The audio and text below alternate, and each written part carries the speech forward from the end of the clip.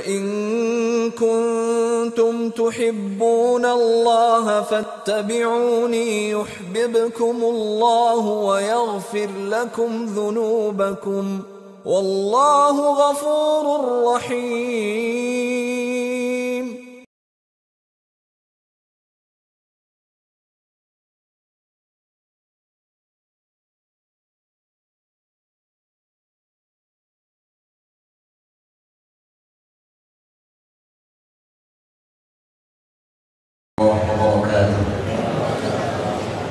Alhamdulillah nahmaduhu wa nasta'inuhu wa nastaghfiruh wa na'udzu bihi min shururi anfusina wa min sayyiati a'malina may yahdihillahu fala mudilla lahu wa may yudlilhu fala hadiya lahu asyhadu an la ilaha illallah wahdahu la syarika lahu wa asyhadu anna Muhammadan 'abduhu wa rasuluhu la nabiyya ba'dahu.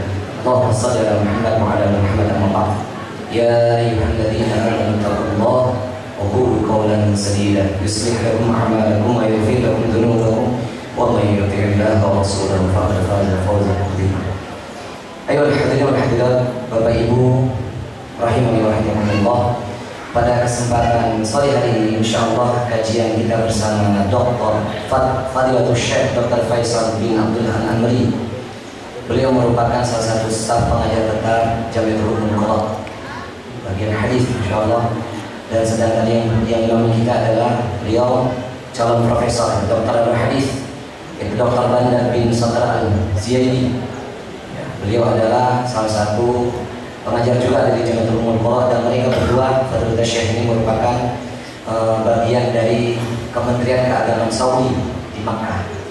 Dan insyaallah pada kesempatan ini beliau Syekh kita ini akan menyampaikan materi Mahabbatullah yang insyaallah nanti mutarjimnya adalah beliau Al-Ustaz Mahful Safaruddin LC Hafizullah Ta'ala, yang beliau berasal dari merupakan ustaz atau asatidzah dari Ma'had Al-Irsyad Tangerang.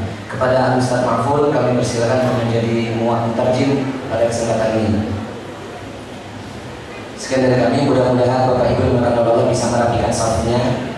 Mohon dengan amat sangat untuk diisi dulu saf yang masih kosong, biar nanti yang di belakang bisa menekan. Kita ramaikan masjid ini dengan keberkahan ilmu. Pada saya.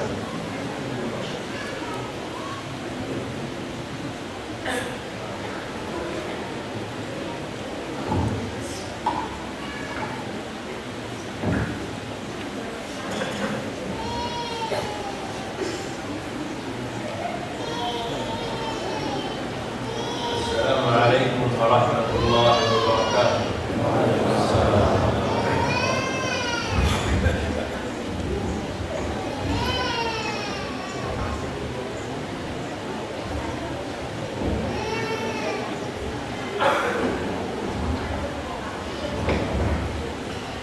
Alhamdulillah Rabbil Alamin. Wassalatu wassalamu ala ashrafil anbiya'i wal mursalin nabiyyina Muhammad wa ala alihi wa sahbihi ajma'in. Wa ba'd. Hayya Allah hadhihi al-wujuh at-tayyibah al-mubarakah. Nas'al Allah subhanahu wa ta'ala an yaj'al hadha al-ijtima' ijtima'an marhuman wa yaj'al tafarruqana min ba'dihi tafarruqan ma'suma. حقيقة أن سعدت كثيرا بأن ألتقي بكم في هذه الدولة الطيبة وهذا المكان المبارك، وما جئنا إليكم من أقصى الأرض إلا من أجل الحب في الله والأخوة في الله. Bismillahirrahmanirrahim. Setelah Syekh mengucapkan salam dan juga tahmid serta salawat atas Rasul kita yang mulia sallallahu alaihi wasallam, kemudian beliau mengungkapkan betapa gembiranya beliau bertemu dengan antum sekalian di daulah yang mubarakah ini dan juga di qa'ah yang diberkati Allah Subhanahu wa taala ini. Semoga Allah Subhanahu wa taala menjadikan pertemuan kita ini pertemuan yang dirahmati, dan juga perpisahan kita nanti adalah perpisahan yang diberkati. Beliau datang dari tempat yang sangat jauh untuk bertemu dengan kita semua, tidak lain dan tidak bukan itu didasari atas al-ukhuwah fillah, persaudaraan karena Allah Subhanahu wa taala, al-hubbu fillah, dan juga cinta karena Allah Subhanahu wa taala. موضوع هذه الكلمة عن محبة الله ومحبة رسوله صلى الله عليه وسلم، وهذا من الموضوعات المهمة التي يحتاجها كل مسلم وكل مسلمة فينا.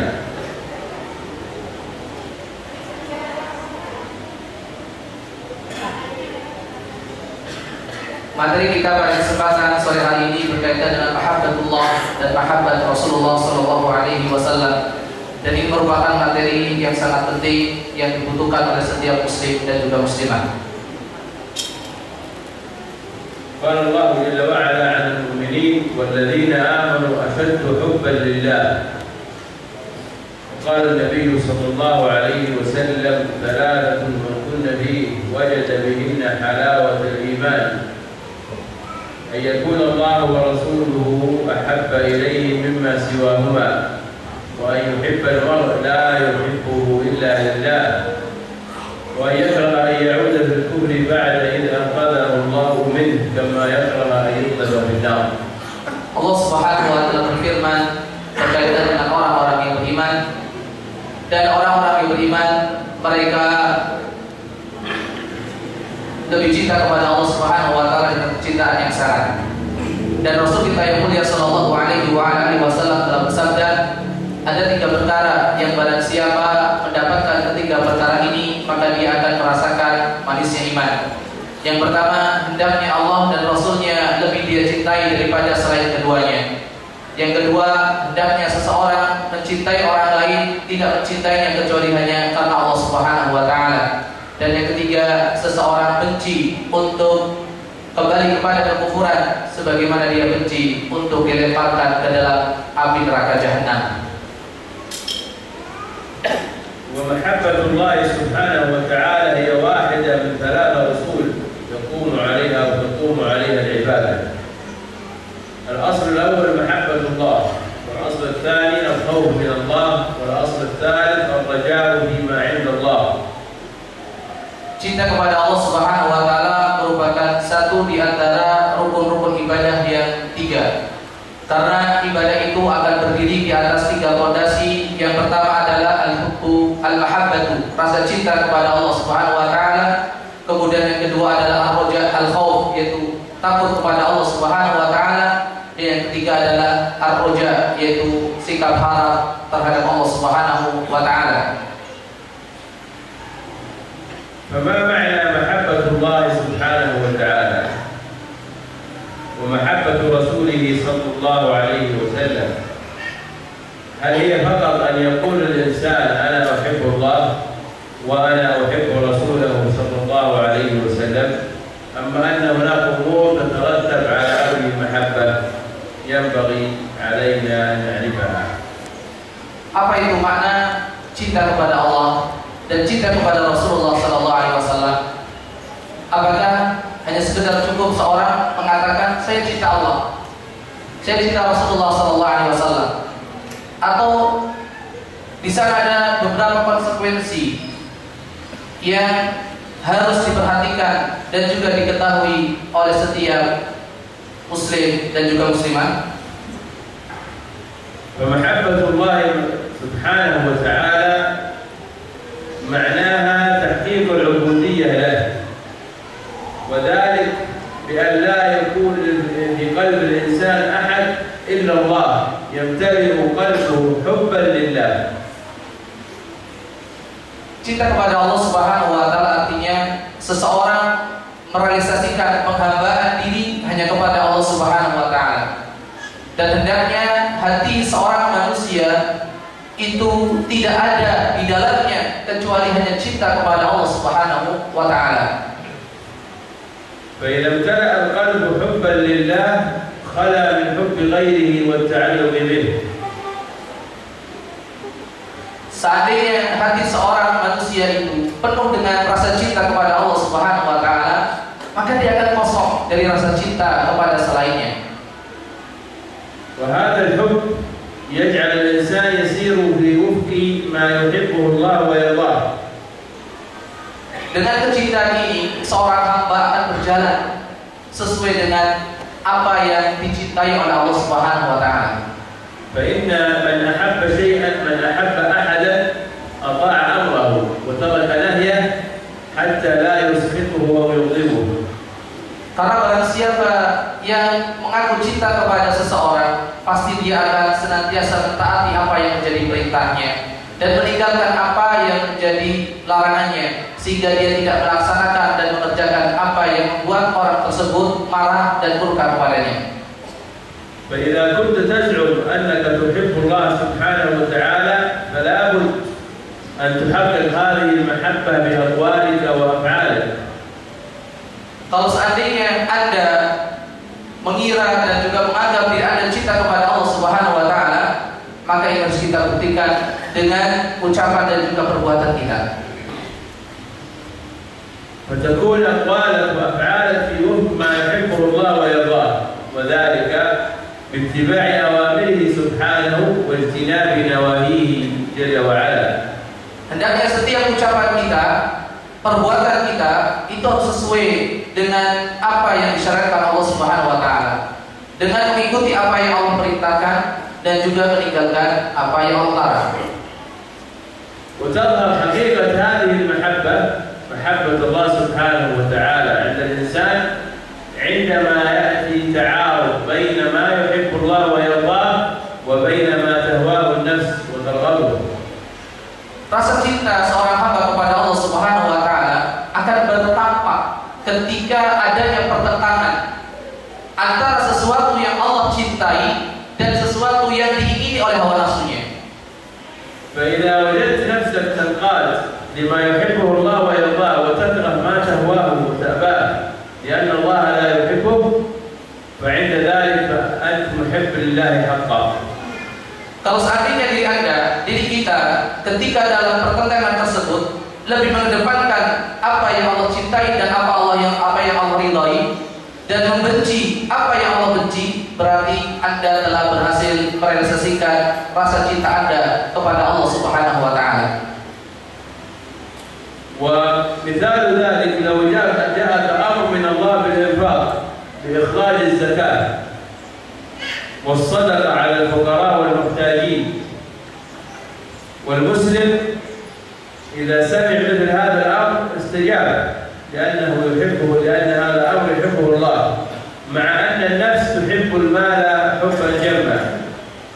Contohnya adalah ketika datang kepada kita satu perintah dari Allah Subhanahu wa taala yang memerintahkan kita untuk mengeluarkan sedikit dari harta kita dalam rangka sedekah, dalam rangka zakat, berinfak, membantu mereka yang membutuhkan.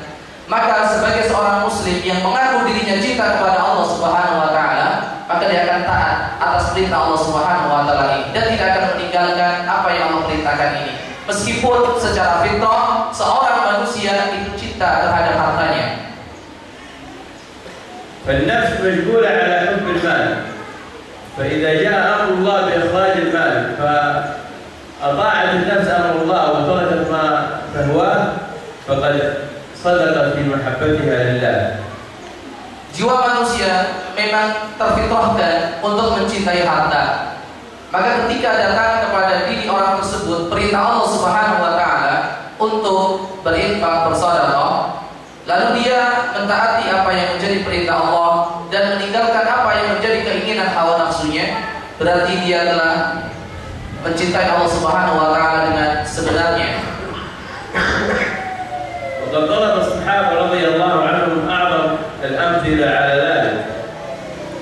فهذا أبو بكر الصديق رضي الله عنه وأرضاه عندما طلب النبي صلى الله عليه وسلم من الصحابة الصدقة خرج من ماله كله، فلما جاء بالمال إلى النبي صلى الله عليه وسلم قال له ماذا تركت لأهلك؟ قال تركت لهم الله ورسوله، يعني حب الله وحب رسوله صلى الله عليه وسلم. Para sahabat radhiyallahu anhum ajma'in telah memberikan contoh yang begitu agung kepada kita. Dialah Abu Bakar Siddiq radhiyallahu anhu warḍah. Ketika Nabi sallallahu alaihi wasallam meminta kepada para sahabat radhiyallahu anhum ajma'in untuk bersedekah, datanglah Abu Bakar Siddiq radhiyallahu anhu warḍah kepada Nabi sallallahu alaihi wasallam dengan seluruh harta Seluruh harta yang dia miliki dia infakkan di jalan Allah Subhanahu wa taala. Dan ketika Nabi sallallahu alaihi wasallam bertanya kepada beliau, "Ma tarakta li ahlik?" Apa yang kau tinggalkan untuk keluargamu? Maka Abu Bakar Siddiq radhiyallahu anhu dengan penuh keyakinan dan kemantapan hati beliau menjawab, "Allah wa rasuluh." Artinya aku tinggalkan untuk keluargaku kecintaanku kepada Allah dan juga kepada Rasulullah sallallahu alaihi wasallam. كذلك عثمان بن عفان الخليفة الراشد الثالث رضي الله عنه جهز جيش العسرة وهو في غزوة تبوك بماله، فكان يقلبه النبي صلى الله عليه وسلم بيديه ويقول: ما ضر عثمان ما فعل بعد اليوم. فما هو الذي دفع عثمان لبذل هذا المال كله؟ إنه حب الله وحب رسوله صلى الله عليه وسلم. Dia Utsman bin Affan radhiyallahu anhu warḍah, al-Khalifatul Rasyid Ats-Tsalits, Khulafaur Rasyidin yang ketiga. Beliaulah yang telah mempersiapkan pasukan kaum muslimin yang terkenal dengan Jaisul Al-Usra, yaitu pada perang Tabuk, di mana Utsman radhiyallahu anhu warḍah menginfakkan hartanya demi pertempuran tersebut.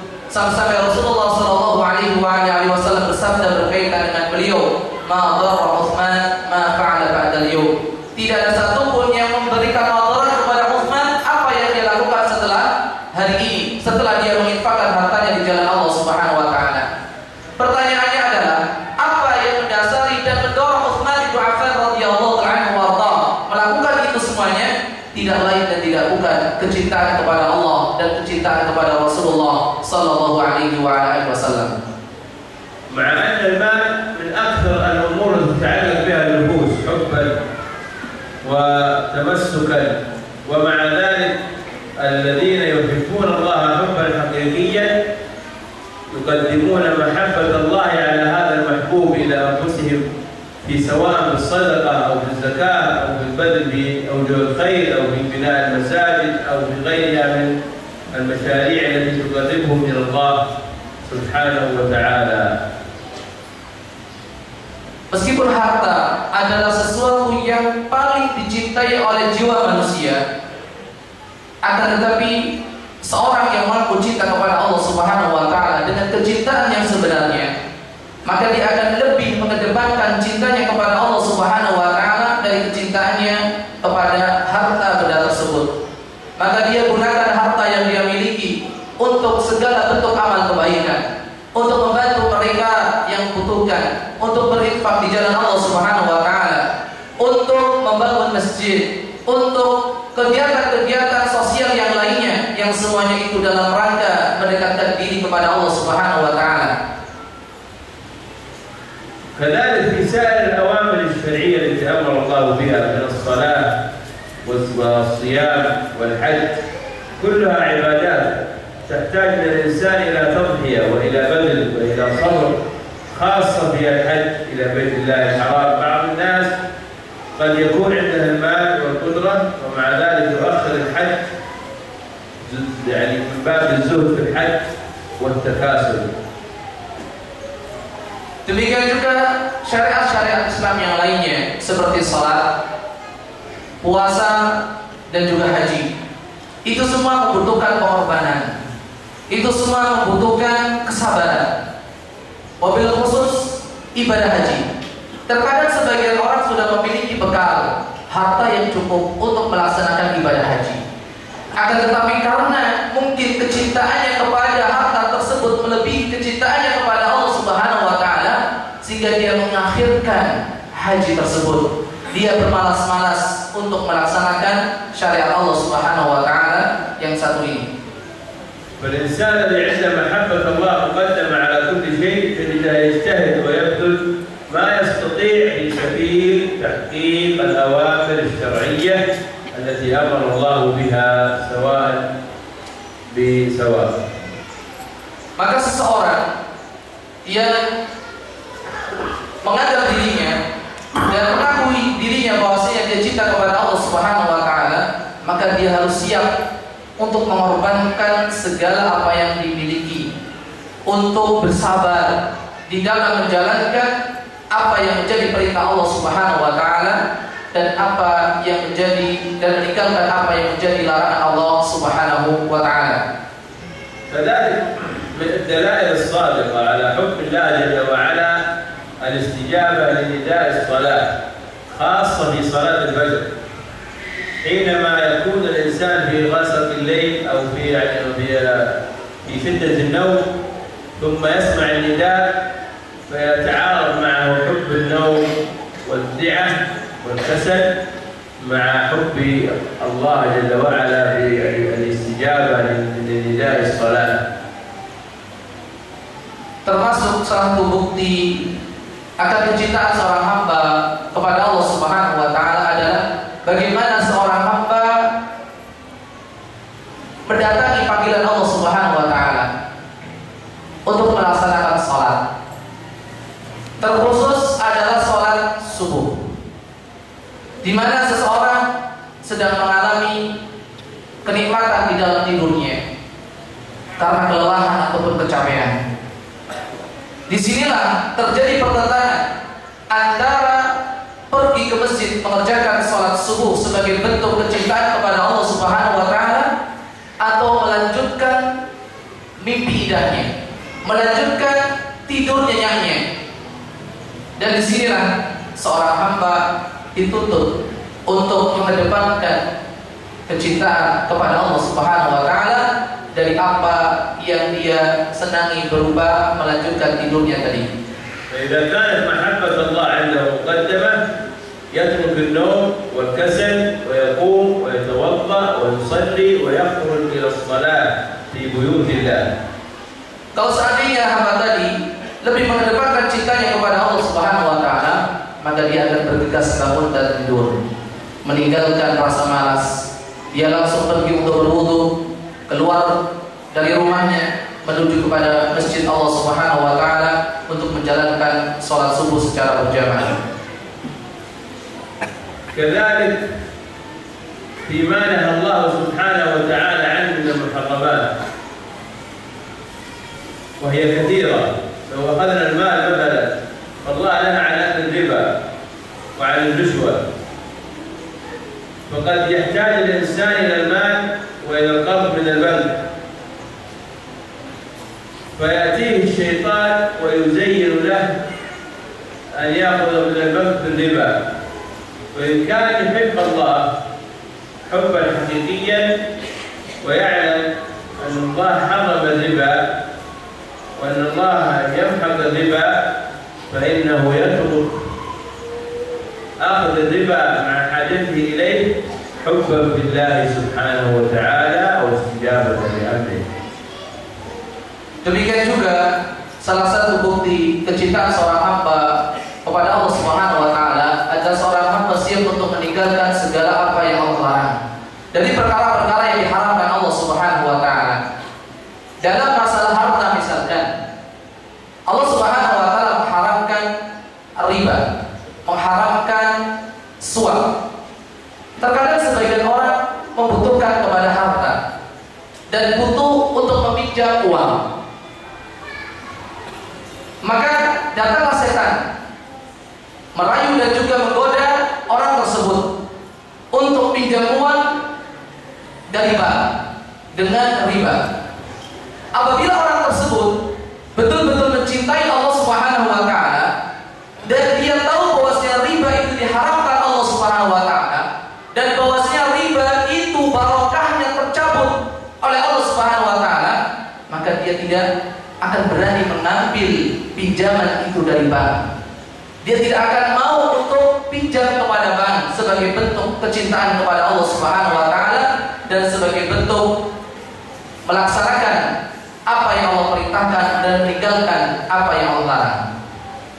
كذلك في كل ما نهى الله عنه من أكل مال اليتيم أو أكل مال أموال الناس بالباطل أو البيع والشراء بالغش والخداع، كل ذلك نهى الله عنه مع حب النفس للمال. فإذا قدم محبة الله وترك ما لا يجوز من المال لله فهذا هو الذي يحب الله حقا. Demikian juga dalam masalah-masalah yang lain seperti memakan harta anak yatim atau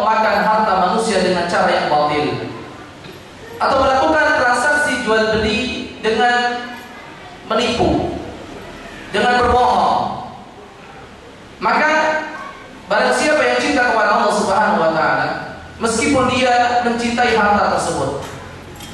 Dia akan mengedepankan kecintaannya kepada Allah Subhanahu wa taala dan meninggalkan segala bentuk perkara yang tidak diperbolehkan oleh Allah Subhanahu wa taala.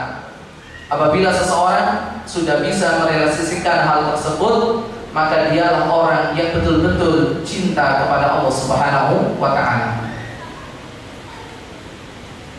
كذلك نهى الله سبحانه وتعالى عن الزنا والنفس تشتهيه، فإذا عف الإنسان نفسه عما حرم الله من شهوة الفرج خوفا من الله وحبا في الله سبحانه وتعالى، فهذا هو الذي حقق محبة الله حقا. Demikian juga Allah Subhanahu wa taala telah mengharamkan zina. Padahal jiwa manusia itu tertarik untuk melaksanakannya. Apabila seorang hamba itu meninggalkan apa yang menjadi dorongan syahwatnya, dia meninggalkan apa yang menjadi keinginannya karena takut kepada Allah Subhanahu wa taala, karena didorong rasa cinta kepada Allah Subhanahu wa taala, maka dia telah berhasil merealisasikan kecintaannya kepada Allah Subhanahu wa taala. وقل مثل ذلك في كل ما نهى الله عنه. إذا وجدت نفسك إذا جاءك النهي من الله قل سمعنا وأطعنا غفرانك ربنا وإليك المصير وتركت ما نهاك الله عنه وإن كانت النفس تشتهيه فهذا دليل على حبك لله. وأما إن كنت إذا دعت نفسك إلى حرام وأتيته فإن هذا دليل على عدم حبك لله سبحانه وتعالى لعدم استجابتك لأمره وتركك لنهيه. Dan berlaku pula dalam segala apa yang Allah Subhanahu wa taala larang dan juga haramkan kepada kita. Apabila ada larangan dari Allah Subhanahu wa taala, maka kita harus siap mengatakan sami'na wa ata'na. Kita mendengar dan kita taat. Dan kita meninggalkan segala apa yang Allah Subhanahu wa taala haramkan dan juga larang tersebut. Maka itu merupakan bukti bahwasanya kita telah cinta kepada Allah Subhanahu wa taala. Tapi apabila ketika kita didorong untuk melakukan perkara yang haram, melaksanakan apa yang menjadi larangan Allah Subhanahu wa taala, maka ini merupakan dalil tanda bahwasanya cinta kita kepada Allah Subhanahu wa taala adalah cinta yang dusta. Karena kita tidak melaksanakan apa yang menjadi perintah-perintah Allah dan kita tidak meninggalkan apa yang dilarang oleh Allah Subhanahu wa taala. ثم إن محبة الله تورث للإنسان كل خير من السعادة والراحة والتعلق بالله والبعد عن المنغصات والوساوس، لأن من كان مع الله كان الله معه. Rasa cinta kepada Allah Subhanahu wa taala akan mendatangkan ketenangan hidup, akan mendatangkan kenyamanan, kedamaian dan kebahagiaan dalam hidup seseorang, dan akan menanamkan sifat harap dan juga ta'alluq seorang hamba hanya kepada Allah Subhanahu wa taala. Maka kita harus pahami betul satu ungkapan, man kana ma'allah yakunullahu ma'ah. Barang siapa yang bersama Allah Subhanahu wa taala, artinya senantiasa mengikuti apa yang Allah perintahkan dan meninggalkan apa yang Allah larang, maka Allah Subhanahu wa taala akan senantiasa bersamanya. ولو سألت أي واحد قلت له هل تحب الله سيقول نعم، ولكن لا يكفي الكلام، بل ينبغي أن نسأله ما هي علامات حب الله عنده. Kalau seandainya salah seorang di antara kita bertanya kepada saudaranya, apakah Anda cinta kepada Allah Subhanahu wa taala? Kalau seandainya dia mengatakan iya, maka ini tidak cukup, tidak berhenti sampai di situ. Kita bertanya kepada dia, Apa tanda Anda itu cinta kepada Allah Subhanahu wa taala? نقول له انظر في أعمالك، فإن كانت أعمالك وأقوالك موافقة لما يحب الله ويرضاه فنعم أنت تحب الله. وأما إن كانت أفعالك وأقوالك فيها ما يخالف ما يحبه الله فأنت في حبك لله نظر خلل. Maka kita katakan kepada orang tadi, lihatlah ucapan dan juga perbuatan. Jika ucapan dan perbuatanmu itu sesuai dengan apa yang Allah Subhanahu wa taala perintahkan, apa yang disyaratkan Allah Subhanahu wa taala, maka kita katakan betul, Anda benar-benar telah cinta kepada Allah Subhanahu wa taala.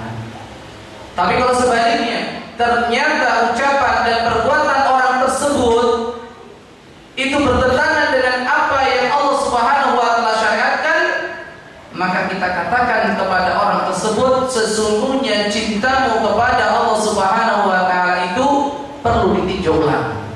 Pengakuan Anda akan kecintaan kepada Allah Subhanahu wa taala itu ada yang salah. وسأتكلم بنقطتين من دلائل أو من الطرق التي توجب محبة الله لك أيها العبد.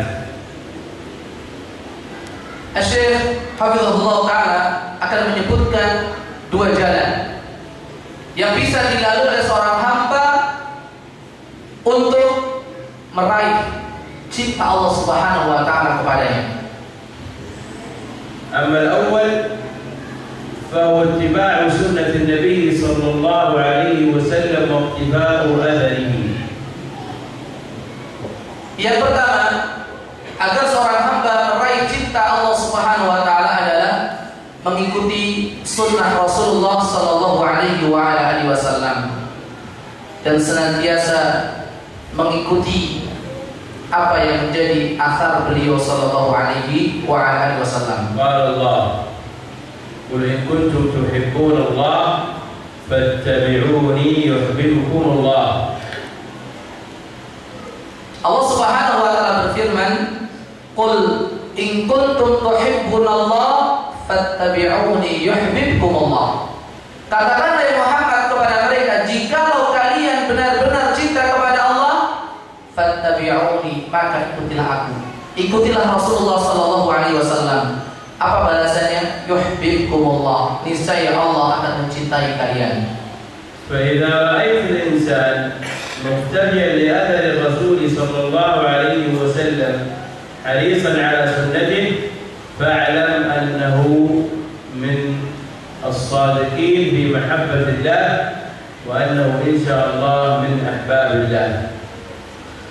Kalau seandainya kita melihat salah seorang dia senantiasa mengikuti sunnah-sunnah Rasulullah Sallallahu Alaihi Wasallam, dia sangat bersemangat untuk mempelajari, untuk mengamalkan, untuk mengikuti sunnah-sunnah Rasulullah Sallallahu Alaihi Wasallam, maka ketahuilah bahwasanya orang tersebut termasuk orang-orang yang jujur di dalam pengakuannya cinta kepada Allah Subhanahu Wa Taala, dan insya Allah dia termasuk di antara kekasih-kekasih Allah Subhanahu Wa Taala.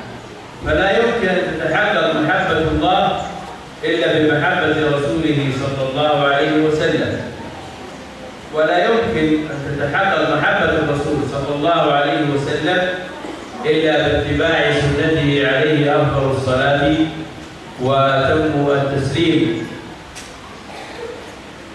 Tidak mungkin seseorang bisa merealisasikan kecintaannya kepada Allah Subhanahu Wa Taala kecuali dengan merealisasikan kecintaannya kepada Rasulullah Sallallahu Alaihi Wasallam.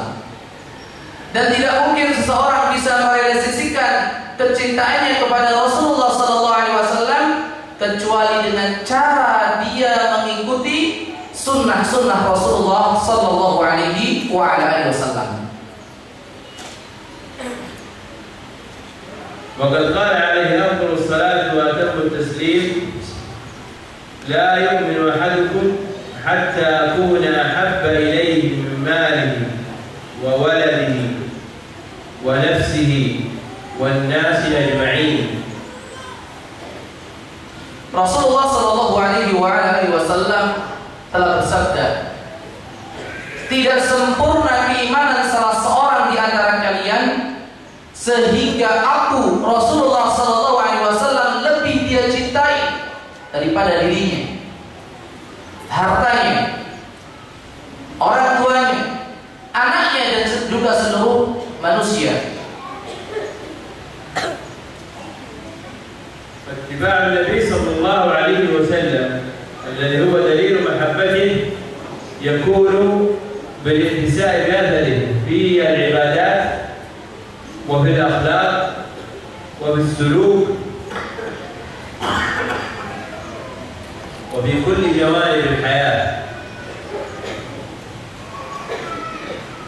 Mengikuti sunnah Nabi Sallallahu Alaihi Wasallam yang merupakan bentuk kecintaan seorang hamba kepadanya Sallallahu Alaihi Wasallam itu tidak mungkin bisa direalisasikan seorang hamba kecuali dengan cara dia mengikuti sunnah-sunnah Rasulullah Sallallahu Alaihi Wasallam tersebut di dalam masalah ibadah, di dalam masalah akhlak, di dalam masalah suluk, dan di dalam setiap seti-seti kehidupannya. فلا يكفي أن تكون فقط متبع للنبي في العبادات، ولكن أخلاقك تخالف أخلاقه عليه أفضل الصلاة والسلام. Tidak mungkin seseorang dikatakan dia mengikuti sunnah Nabi Sallallahu Alaihi Wasallam dan mencintai beliau ketika seseorang hanya mengikuti sunnah Rasulullah Sallallahu Alaihi Wasallam dalam masalah ibadahnya saja, sementara dalam masalah akhlak dia tidak mengikuti sunnah beliau Sallallahu Alaihi Wasallam, bahkan dari sininya. فالأسوة الحسنة بالرسول صلى الله عليه وسلم تكون في المسجد، وتكون في السوق في البيع والشراء، وتكون في المنزل في التعامل مع الزوجة والأولاد، وتكون في العمل، وتكون في كل حياة المسلم. Teladan yang baik yang diambil seseorang dari pribadi Rasulullah Sallallahu Alaihi Wasallam itu berlaku di mana saja, di masjid, di dalam ibadah-ibadah kita, di pasar ketika kita melakukan transaksi jual beli, di rumah ketika seseorang bermuamalah, berinteraksi dengan keluarga, anak istrinya, di tempat di mana dia kerja, bermuamalah dengan rekan kerjanya, dan juga di setiap bidang-bidang kehidupan yang lainnya. فالمسلم المتبع للنبي صلى الله عليه وسلم لا يكذب ولا يغش ولا يغتاب ولا يمشي بالنميمة ولا يؤذي الإخوان المسلمين بكلام سيء ولا يظهر منه إلا كل كلام حسن. Seorang muslim yang mengikuti sunnah Nabi Sallallahu Alaihi Wasallam, maka dia tidak pantas untuk berbohong. Dia tidak layak untuk menipu. Dia tidak boleh menghibah, menggunjing orang lain. Dia tidak berjalan dengan mengadu domba di antara teman. Dia tidak akan menyakiti sesama kaum muslimin dengan perkataan yang jelek. Bahkan sebaliknya, apa yang keluar dari ucapan dan tutur katanya adalah ucapan-ucapan yang baik. النقطة الثانية التي توجب محبة الله لك أيها العبد هي في قول الله تعالى في الحديث القدسي: ولا يزال عبدي يتقرب إلي بالنوافل حتى أحبه. Cara yang kedua untuk meraih cinta Allah Subhanahu wa taala adalah apa yang Allah Subhanahu wa taala firmankan di dalam hadis qudsinya. Tidaklah seorang hamba senantiasa mendekatkan dirinya kepadaku dengan amalan-amalan yang sunnah hatta uhibbah, sampai aku mencintainya. عندنا عبادات مفروضة مثل الصلوات الخمس وصيام رمضان وحج البيت الحرام مرة في العمر والزكاة على المقتدر مرة في السنة فهذه عبادات واجبة، وما تقرب العبد إلى الله بأحب إليه من هذه الواجبات والفرائض. Kita memiliki ibadah-ibadah yang wajib seperti sholat 5 waktu, puasa di bulan Ramadan, haji ke Baitullah 1 kali dalam seumur hidup, menunaikan zakat bagi orang yang mampu 1 kali dalam setahun. Semua ini adalah amalan-amalan yang wajib, dan tidak ada satupun yang lebih Allah cintai dari seorang hamba daripada hamba tersebut mendekatkan diri kepadanya dengan melaksanakan kewajiban-kewajiban di atas. وهناك عبادات نافلة وهي ما لم يأمر الله سبحانه وتعالى به أمرا لازما. Dan ada lagi ibadah-ibadah yang sunnah, yaitu segala bentuk ibadah yang mana Allah Subhanahu wa taala perintahkan kepada hambanya tidak dengan perintah yang jazim, tidak dengan perintah yang pasti ataupun yang kuat. مثل السنن الرواتب وهي النوافل التي تكون بعد الصلوات الخمس أو قبلها، وهي ركعتين قبل الفجر، و4 ركعات قبل الظهر، وركعتين بعد الظهر، وركعتين بعد المغرب، وركعتين بعد العشاء. Di antara contoh ibadah-ibadah yang sunnah adalah sholat sunnah rawatib, yaitu sholat sunnah yang mengiringi sholat fardu 5 kali, baik itu sebelum sholat wajib tersebut ataupun setelah sholat wajib tersebut. Dan itu ada 12 rakaat, 2 rakaat sebelum subuh, 4 rakaat sebelum zuhur, 2 rakaat setelah zuhur, 2 rakaat setelah maghrib, dan 2 rakaat setelah isya. فهذه نوافل من نوافل الصلاة، وهناك نوافل الصيام، وهناك نوافل الصدقات، وهناك نوافل الحج، وكل العبادات المفروضة لها نوافل.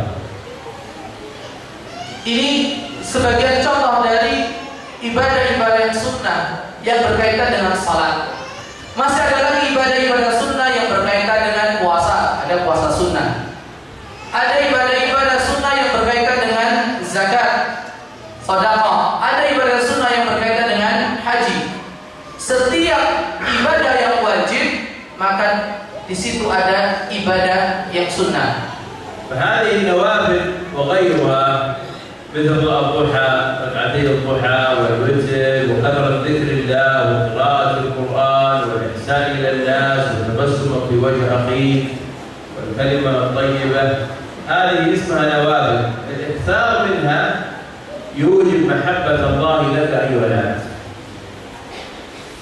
Ini adalah sebagian contoh dari perbuatan-perbuatan sunnah dan juga perbuatan-perbuatan sunnah yang lainnya seperti sholat duha, sholat witir, zikir kepada Allah Subhanahu wa taala, membaca Al-Qur'an, berbuat baik kepada manusia, tersenyum kepada saudara kita, tutur kata yang baik.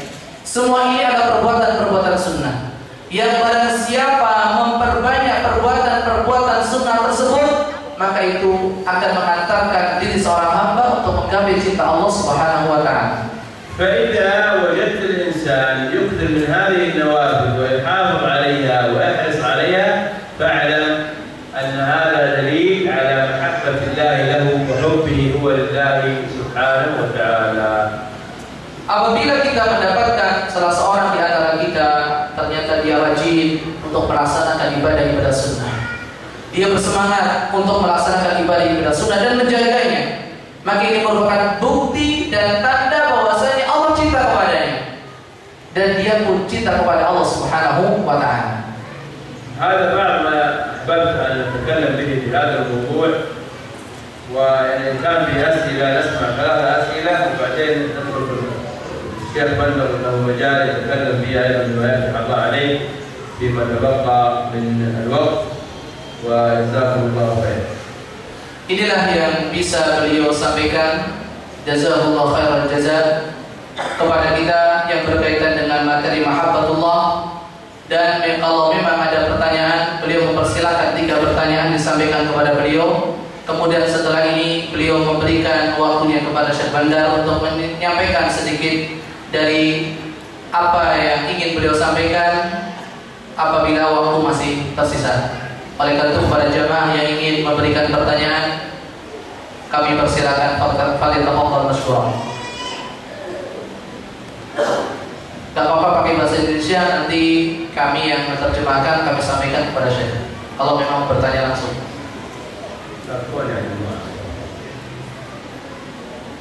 Tafadhol. Atau pakai catatan gak apa-apa.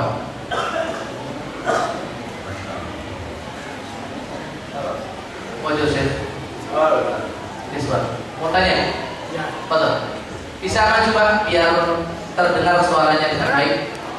Maju. Tidak maju ya. Ya, terima kasih jazakallahu khairan. Assalamualaikum warahmatullahi wabarakatuh. Waalaikumsalam warahmatullahi wabarakatuh. Yang kami tanyakan yaitu bagaimana saudara-saudara kita yang sampai sekarang ternyata masih belum mau mengikuti sunnah Rasul, dan apa yang perlu kita sampaikan kepada mereka itu. Terima kasih. Terima kasih. Saya menyesal ya Syekh. Nurid an-nasiha minkum lil ikhwah alladziina lam yattabi'u sunnata Rasul sallallahu alaihi wasallam wa ma mawqifuna tijahahum. اتباع سنة النبي صلى الله عليه وسلم كما سبق وعلامة حب الله حبك لله سبحانه وتعالى. وقد أرسل الله رسوله بالهدى ودين الحق وجعل لنا فيه أسوة حسنة، وقد دلنا عليه أفضل الصلاة والسلام على كل خير. فإذا ما اتبعت قدوتك وأسوتك وقائدك إلى الجنة، فمن يكون لك قائد تتبعه وأسوة تتسي به غير النبي صلى الله عليه وسلم. Mengikuti sunnah Rasulullah SAW, kita sampaikan kepada teman kita, saudara kita itu Bapak, bahwasanya mengikuti sunnah Rasulullah SAW itu merupakan bukti kecintaan kita kepada Allah. Rasulullah SAW telah diutus oleh Allah Subhanahu Wa Taala dengan agama yang hak, dengan petunjuk yang lurus. Tidak ada satupun perkara yang baik kecuali Rasulullah SAW telah memberikan petunjuk kepada kita. Dan tidak ada satupun perkara yang jelek kecuali Rasulullah SAW telah memperingatkan kepada kita untuk tidak mengikuti dan mengerjakannya. Beliau adalah uswah kita, teladan kita. Beliau adalah sosok yang kita ikuti demi menggapai surga Allah Subhanahu Wa Taala. Kalau seandainya salah seorang di antara kita tidak mau mengikuti Rasulullah SAW, tidak mau menjadikan Rasulullah SAW sebagai uswah, suri tauladan, sebagai pemimpin yang akan mengantarkan kita menggapai ridha dan surga Allah Subhanahu Wa Taala, lalu siapa lagi yang kita jadikan sebagai panutan, sebagai tauladan yang akan mengantarkan kita ke surga Allah Subhanahu Wa Taala? Tidak ada orang lain selain beliau Sallallahu Alaihi Wasallam. Maka sudah sepantasnya bagi seorang hamba untuk mengikuti sunnah Rasulullah SAW. Kita sampaikan hal seperti ini kepada saudara kita tersebut. Semoga Allah memberikan hidayah kepada kita dan juga kepada mereka. واجبنا نحو هؤلاء النصح والامر بالمعروف والنهي عن المنكر والتعاون معهم وحثهم على اتباع سنه النبي صلى الله عليه وسلم. Ya. Kemudian kita juga sering-sering memberikan nasihat kepada mereka, memerintahkan mereka untuk berbuat yang baik, kerjasama dengan mereka, saling tolong-menolong dengan mereka dalam hal ketakwaan dan juga kebaikan, dan memberikan semangat kepada mereka untuk senantiasa mengikuti sunnah-sunnah Rasulullah Sallallahu Alaihi Wasallam. Soal yang lain, apa? Ya. Bisa maju ya, terdengar suaranya ya.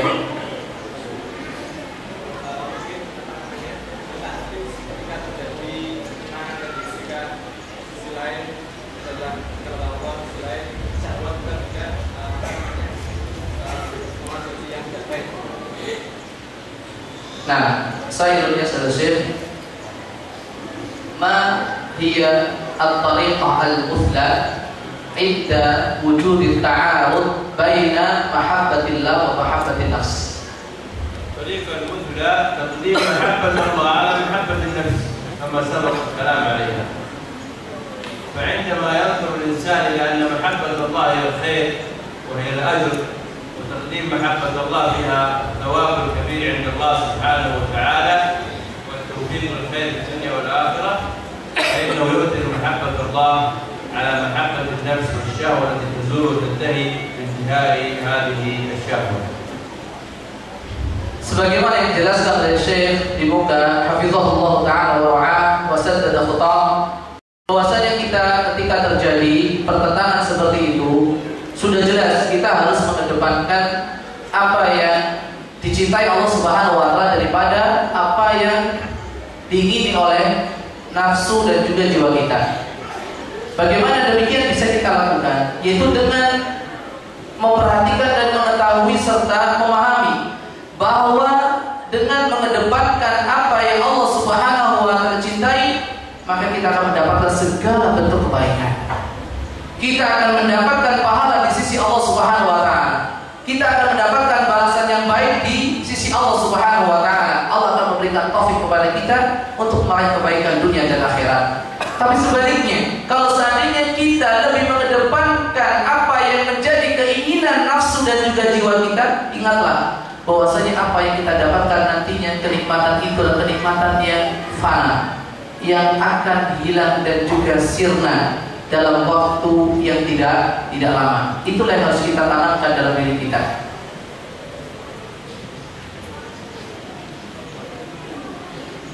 Mana?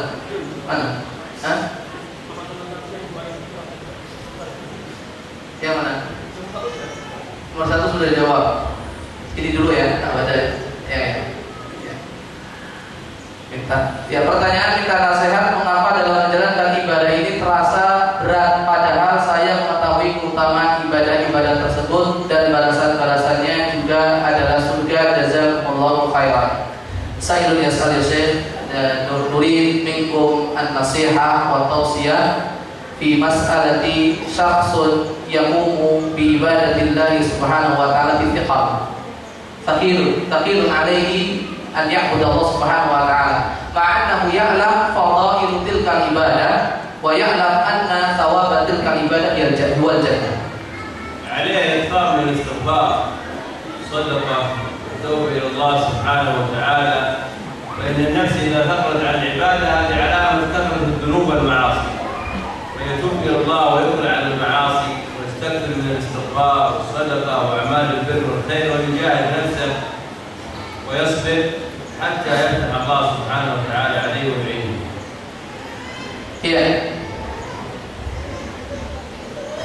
Saran dan juga nasihat dari Syekh untuk orang yang merasa berat di dalam beribadah kepada Allah, padahal dia tahu balasannya begitu besar, surga Allah Subhanahu wa taala menanti dan juga disediakan Allah untuknya, adalah hendaknya dia memperbanyak istighfar kepada Allah Subhanahu wa taala, memperbanyak bertobat kepada Allah Subhanahu wa taala, memperbanyak sedekah.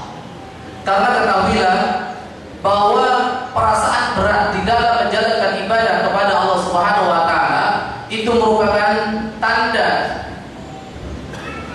banyaknya maksiat dan dosa yang dilakukan oleh hamba tersebut. Maka tidak ada jalan lain untuk mengatasi masalah tersebut kecuali dengan memperbanyak istighfar, memperbanyak taubat kepada Allah Subhanahu wa taala, meninggalkan segala bentuk kemaksiatan dan memperbanyak amal-amalan ketaatan kepada Allah Subhanahu wa taala.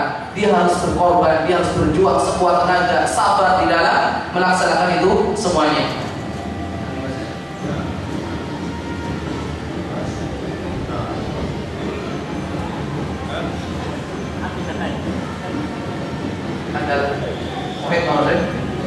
Saya menghadapi satu soal lagi. Bagaimana dengan orang yang terjebak dalam maksiat? Dia berusaha untuk meninggalkannya, tapi kadang selalu terjatuh lagi dan berusaha untuk selalu meninggalkannya. Apakah dia termasuk cinta kepada Allah Subhanahu wa taala dan Allah mencintainya? Sa'ilun yas'al, ya Syekh, syakhsun ya'malul maksiat thumma yatubu ila Allah, thumma ya'mal al-ma'siyah marratan ukhra wa yurid an yatruk tilka al-ma'siyah wa yatubu ila Allah subhanahu wa ta'ala, hal hadha ash-shakhs yu'tabar annahu yuhibbu Allah wa yuhibbu Allah? نعم، إذا كان النفس دائما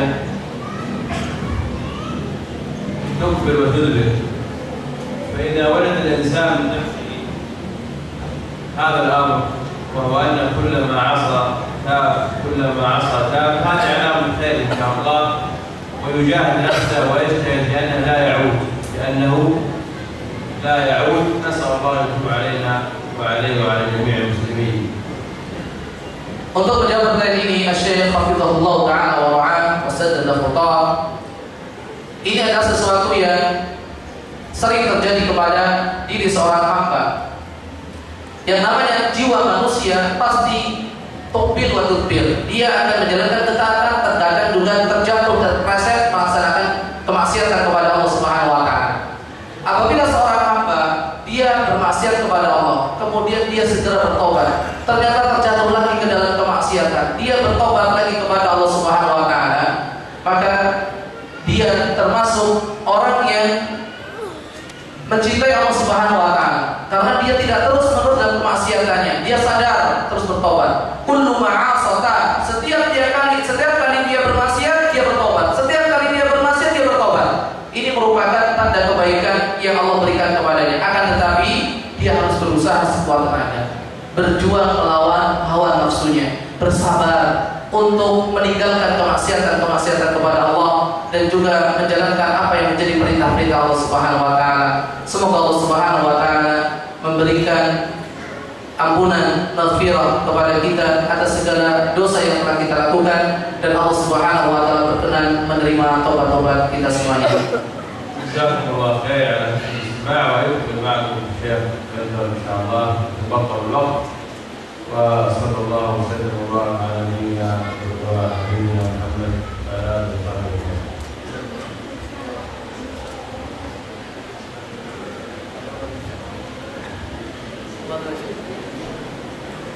Ya, saya berterima kasih atas atensi antum semuanya, dan kita berdoa kepada Allah Subhanahu wa taala semoga Syekh diberi kesehatan, karena tadi kita mendengar berita beliau sakit. Semoga Allah Subhanahu wa taala senantiasa menjaga beliau, memberkati umur beliau dan juga memberkati waktu-waktu beliau. Barakallahu lahu wa jazakallahu khairal jazaa.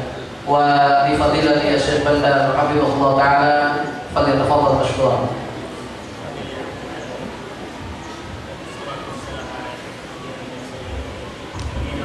وعلى آله وصحبه والتابعين لهم بإحسان إلى يوم الدين وعلى آله وزوجاته وأمهات المؤمنين. Bismillahirrahmanirrahim. Setelah Syekh hafizahullah taala mengucapkan tahmid, pujian kepada Allah Subhanahu wa taala, permohonan kepada Allah Subhanahu wa taala, permohonan ampunan kepadanya, kemudian beliau bersolawat atas Rasul kita yang mulia sallallahu alaihi wasallam, atas keluarganya, para sahabatnya, dan juga istri-istri beliau sallallahu alaihi wasallam. Alhamdulillah الذي جمعنا في هذا المسجد المبارك في يوم فاضل كريم وهو يوم الجمعة، وفي ساعة أيضا من يومات وهي آخر ساعة من صلاة العصر، وأيضا في زمان فاضل وهو وقت نزول المطر، فكلها أوقات بإذن الله مستجابة فيها الدعوة. Segala puji hanya milik Allah Subhanahu wa taala yang telah mengumpulkan kita di hari yang penuh barakah ini, di hari yang mulia Sayyidul Ayyam, yaitu hari Jumat, di waktu yang Allah berkati, yaitu waktu terakhir ba'dal asr dari hari Jumat, dan di saat yang mulia pula, yaitu saat turunnya hujan. Rentetan tiga waktu tersebut merupakan waktu-waktu di mana Allah Subhanahu wa taala mengabulkan doa-doa hamba-Nya.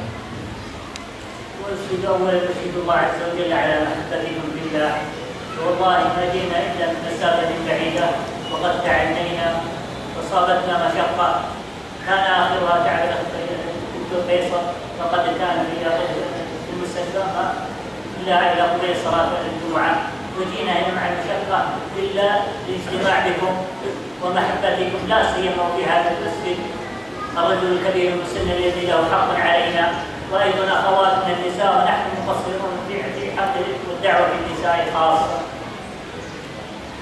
Beliau bersaksi di hadapan kita semuanya bahwasanya beliau mencintai kita semuanya. Habbatallahu alladzi ahbabtana fi ya Syekh.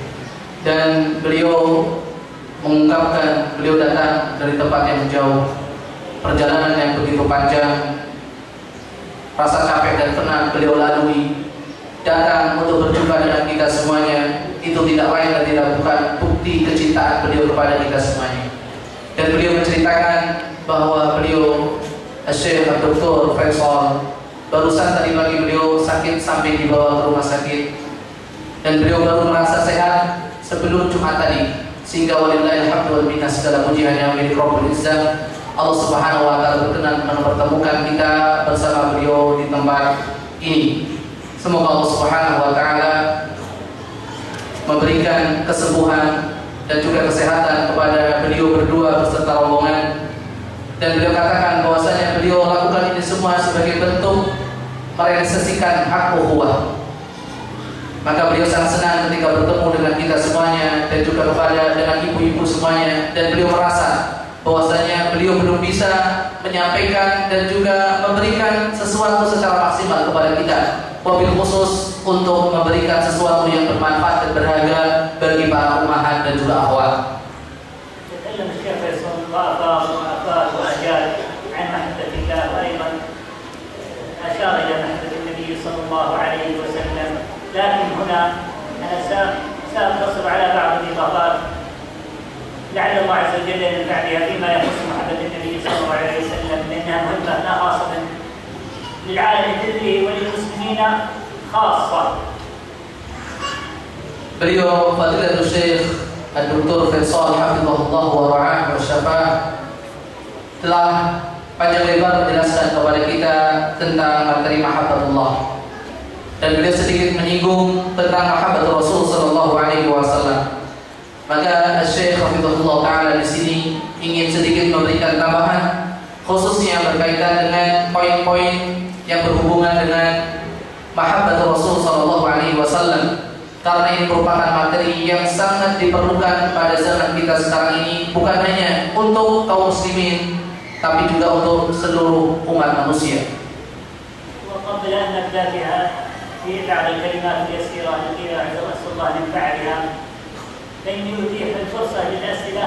أتصور أتكلم في بعض دقائق ثم أتيح الأسئلة للأخوات إذا كان لديهم أسئلة لعله يعفو عن التقصير الحاصل في دعوتهم. Sebelum beliau menyampaikan apa yang perlu beliau sampaikan berkaitan dengan apa yang telah beliau informasikan tadi, beliau akan berbicara atau menyampaikan materi mungkin sedikit, dan beliau sangat berharap dari ibu-ibu dan juga akhwat untuk memberikan pertanyaan kepada Syekh. Semoga saja ini sebagai pengobat, pelipur apa yang beliau rasakan, karena beliau merasa belum secara maksimal memberikan dakwah kepada kaum ibu-ibu dan kaum akhwat. Oleh karena itu nanti dari panitia mohon bantuannya, ibu-ibu yang mau bertanya, ini sangat diharapkan oleh Syekh, bahwasanya beliau sangat mengharapkan untuk ada pertanyaan dari kaum ibu-ibu ataupun akhwat, sehingga minta bantuan kepada panitia untuk bisa melaksanakannya. قد يسأل سائل فيقول أكثرتم من ذكر محمد النبي صلى الله عليه وسلم، فنقول هذا يستحق. سوف نتحدث بإذن الله تعالى لماذا نحب النبي صلى الله عليه وسلم. نحب النبي صلى الله عليه وسلم لأنه ضحى كل شيء من أجلنا. كان النبي صلى الله عليه وسلم في مكة وثبت على الدين وهو وحيد فريد ومعه بعض أصحابه، كان يعتدى عليهم، كانت توضع عليهم النجاسات، كانوا يؤذون ويقولون ساحر وكاذب وكاهن وغيرها من الألفاظ، اعتدوا عليهم بالأقوال القبيحة، ولم يكتفوا بذلك بل تطاولوا عليه وكانوا يضربونه.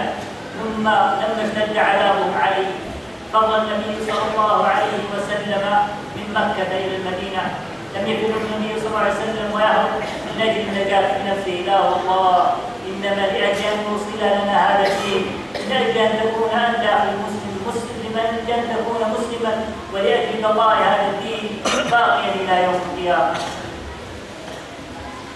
Terkadang sebagian orang bertanya, kenapa kalian sering kali menyebut cinta kepada Nabi Sallallahu Alaihi Wasallam? Apakah sudah pantas kita mengatakan kita cinta kepada Rasulullah Sallallahu Alaihi Wasallam? Apakah sudah selayaknya dan sudah pada tempatnya kita mengatakan dengan penuh keberanian kita cinta kepada Nabi Sallallahu Alaihi Wasallam? Maka beliau ingin mengatakan kenapa kita harus cinta kepada Nabi Sallallahu Alaihi Wasallam? Alasan apa yang mendasari kita harus mencintai Rasulullah SAW? Yang pertama, karena beliau Sallallahu Alaihi Wasallam telah mengorbankan segalanya, mengorbankan jiwanya, hartanya, waktunya untuk kita semuanya, untuk menyebarkan agama ini. 13 tahun beliau bersama para sahabatnya radhiyallahu anhum ajma'in di Mekah mengalami berbagai macam penyiksaan, berbagai macam teror, berbagai macam gangguan dari orang-orang kafir Quraisy. Tapi Rasulullah SAW tetap tegar, tabah, mempertahankan apa yang beliau bawa Sallallahu Alaihi Wasallam. Beliau seringkali dilempari najis, kotoran, binatang. Beliau seringkali dituduh dengan ucapan-ucapan, tuduhan-tuduhan yang sangat keji, dituduh sebagai seorang penyihir, dituduh sebagai pendusta, dituduh sebagai seorang dukun, dan juga kalimat-kalimat yang lain yang beliau Sallallahu Alaihi Wasallam dapatkan dari musuh-musuh Islam pada waktu itu. Bukan hanya itu yang beliau dapatkan, bahkan mereka telah bersekongkol, telah bersepakat untuk membunuh Rasulullah Sallallahu Alaihi Wasallam. Tapi beliau tetap tegar, tabah, dan akhirnya beliau hijrah ke kota Madinah setelah begitu dahsyat, begitu beratnya siksaan dan juga gangguan dari orang-orang kafir Quraisy di Mekah.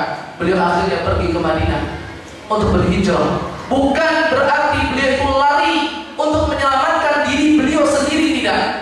Bukan berarti beliau itu lari untuk menyelamatkan pribadi beliau sendiri, tidak. Akan tetapi beliau pindah ke kota Madinah untuk kita kaum muslimin, untuk menyebarkan agama ini agar kita bisa merasakan betapa nikmatnya Islam dan iman.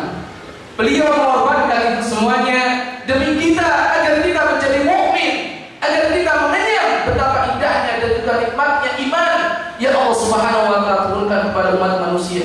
Itu Rasul kita yang mulia sallallahu alaihi wasallam. Beliau rela untuk mengorbankan segalanya, bukan untuk beliau sendiri, akan tapi untuk kita umatnya.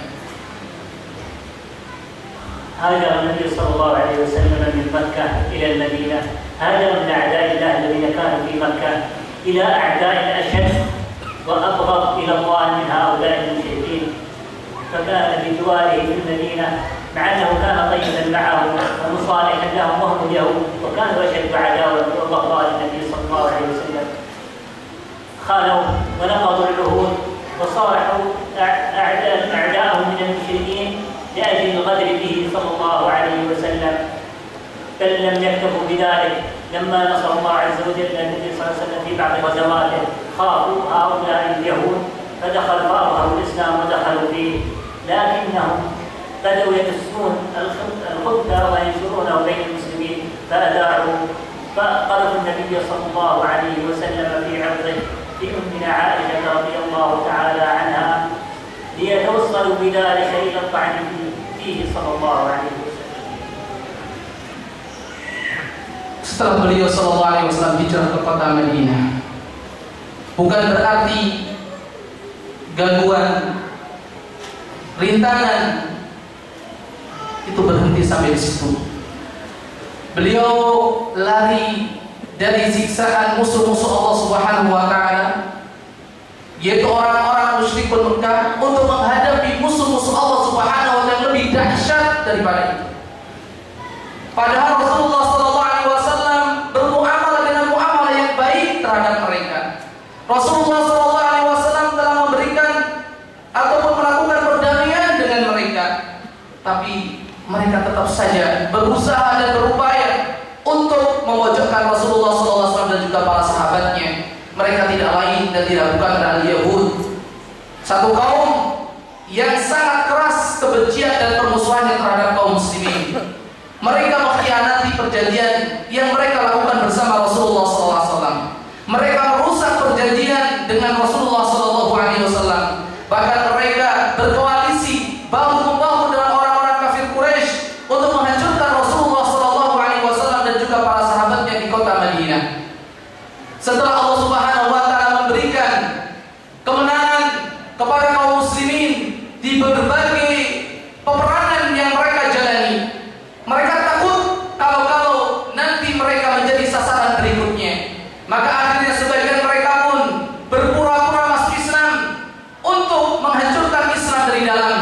Mereka berupaya dan berusaha sekuat tenaga untuk menyebarkan isu-isu, berita-berita bohong yang tujuannya tidak lain dan tidak bukan untuk menghina dan memojokkan Rasulullah SAW.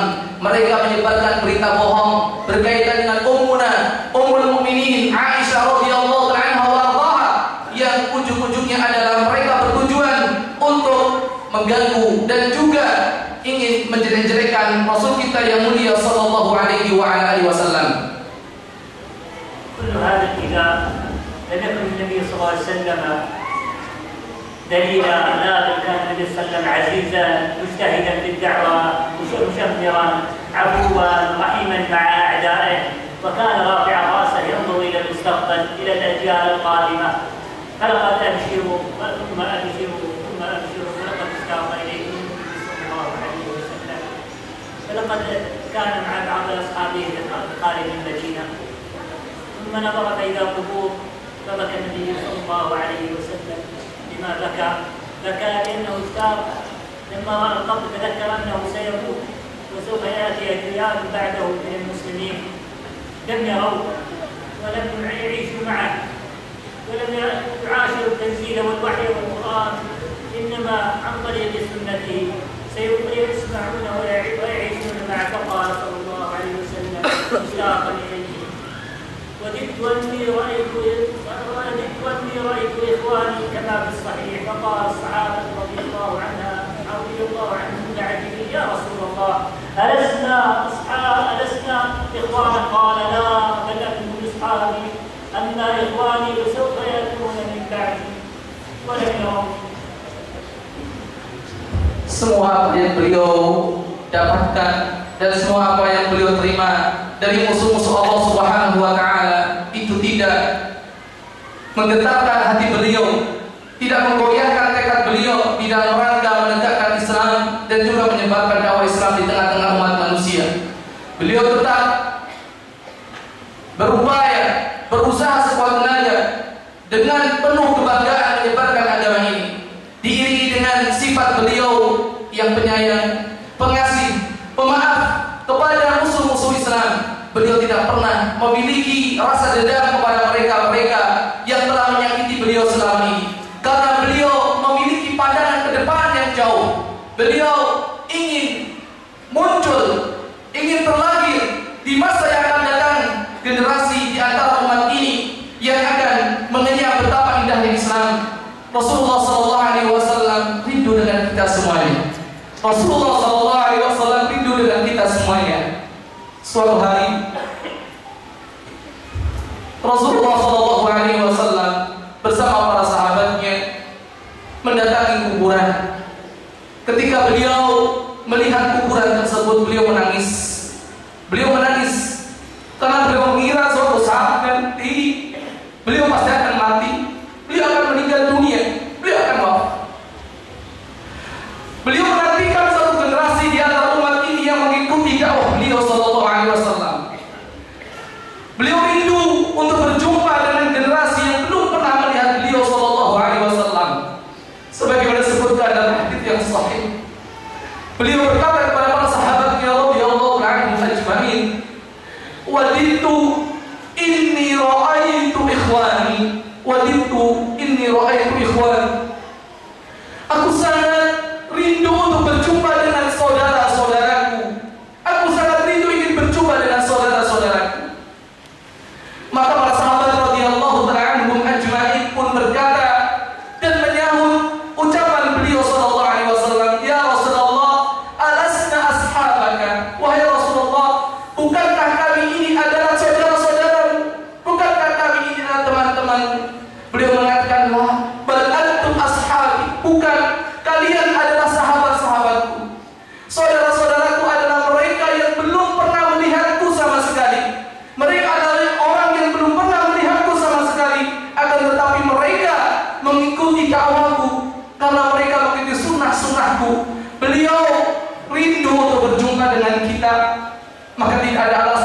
bagi kita untuk tidak mencintai beliau sallallahu alaihi wasallam. محبته صلى الله عليه وسلم لكم أشد وأعظم.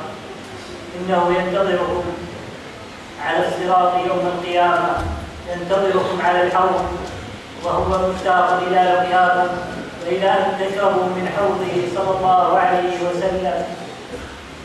قال ذات يوم لأصحابه من الأنصار: اثبتوا حتى تلقوني على الحوض يوم القيامة. Kecintaan Rasulullah sallallahu alaihi wasallam kepada kita tidak hanya terhenti pada titik ini, tidak hanya berhenti pada saat itu saja. Beliau sallallahu alaihi wasallam senantiasa menunggu dan menanti kedatangan kita umatnya. Beliau menunggu kita di telaganya yang luas agar kita bisa meneguk sedikit dari air telaga beliau sallallahu alaihi wasallam. Beliau menunggu kita di telaga beliau sallallahu alaihi wasallam agar kita bisa meminum seteguk air dari telaga beliau sallallahu alaihi wasallam. Suatu hari beliau berkata kepada sahabat Ansar, "Uthbutu hatta talqawni indal haud." Sabarlah kalian, tabahlah diri kalian sampai kalian bertemu denganku di telaga kelak.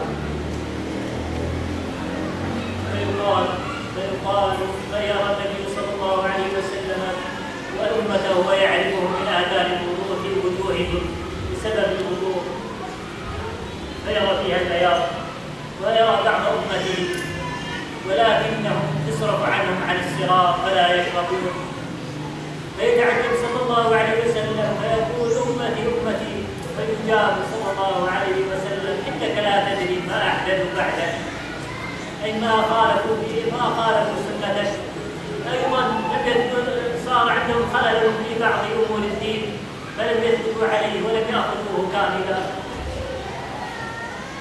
Kelak pada hari kiamat Rasulullah sallallahu alaihi wasallam ketika menunggu umatnya di telaga beliau sallallahu alaihi wasallam,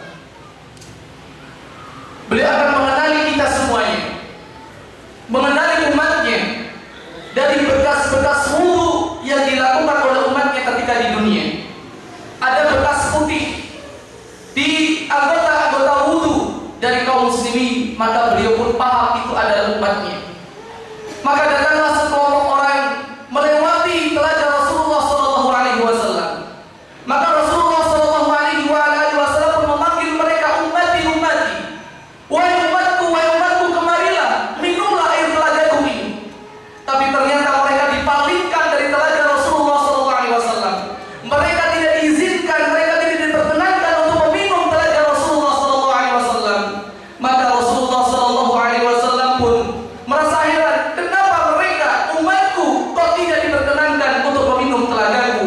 Maka dikatakan kepada beliau, mereka itu bukan dari umatmu. Karena engkau tidak tahu ya Rasulullah, ma ahdatsu ba'daka. Apa yang mereka perbuat setelah engkau meninggal dunia. Kalimat ihdath artinya mereka telah melakukan sesuatu yang tidak sesuai dengan sunnah Rasulullah sallallahu alaihi wasallam. Mereka tidak mau mengikuti sunnah Rasulullah sallallahu alaihi wasallam.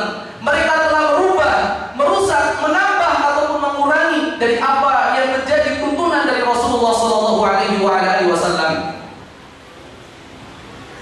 لا تعجبوا من محبتنا له صلى الله عليه وسلم. نحن نحبه حبا كثيرا، كيف بمن عاشوا معه، كيف بمن كانوا صحبته، كيف بمن كانوا يصحبونه في بيته وفي مسجده، ينظرون إليه ويسمعون كلامه وينظرون كيف يطبق الإسلام على أرض الواقع. Maka janganlah kita merasa heran bagaimana rasa cinta Rasulullah sallallahu alaihi wasallam kepada kita dan rasa cinta umatnya kepada beliau sallallahu alaihi wasallam. Ini kecintaan kita kepada beliau yang belum pernah melihat beliau sama sekali. Bagaimana dengan kecintaan orang yang Allah Subhanahu wa taala izinkan untuk menjadi sahabat-sahabat beliau, yang hidup bersama beliau sallallahu alaihi wasallam, yang berinteraksi dengan beliau setiap hari di rumahnya, di masjidnya, di tempat-tempat yang lain, di mana mereka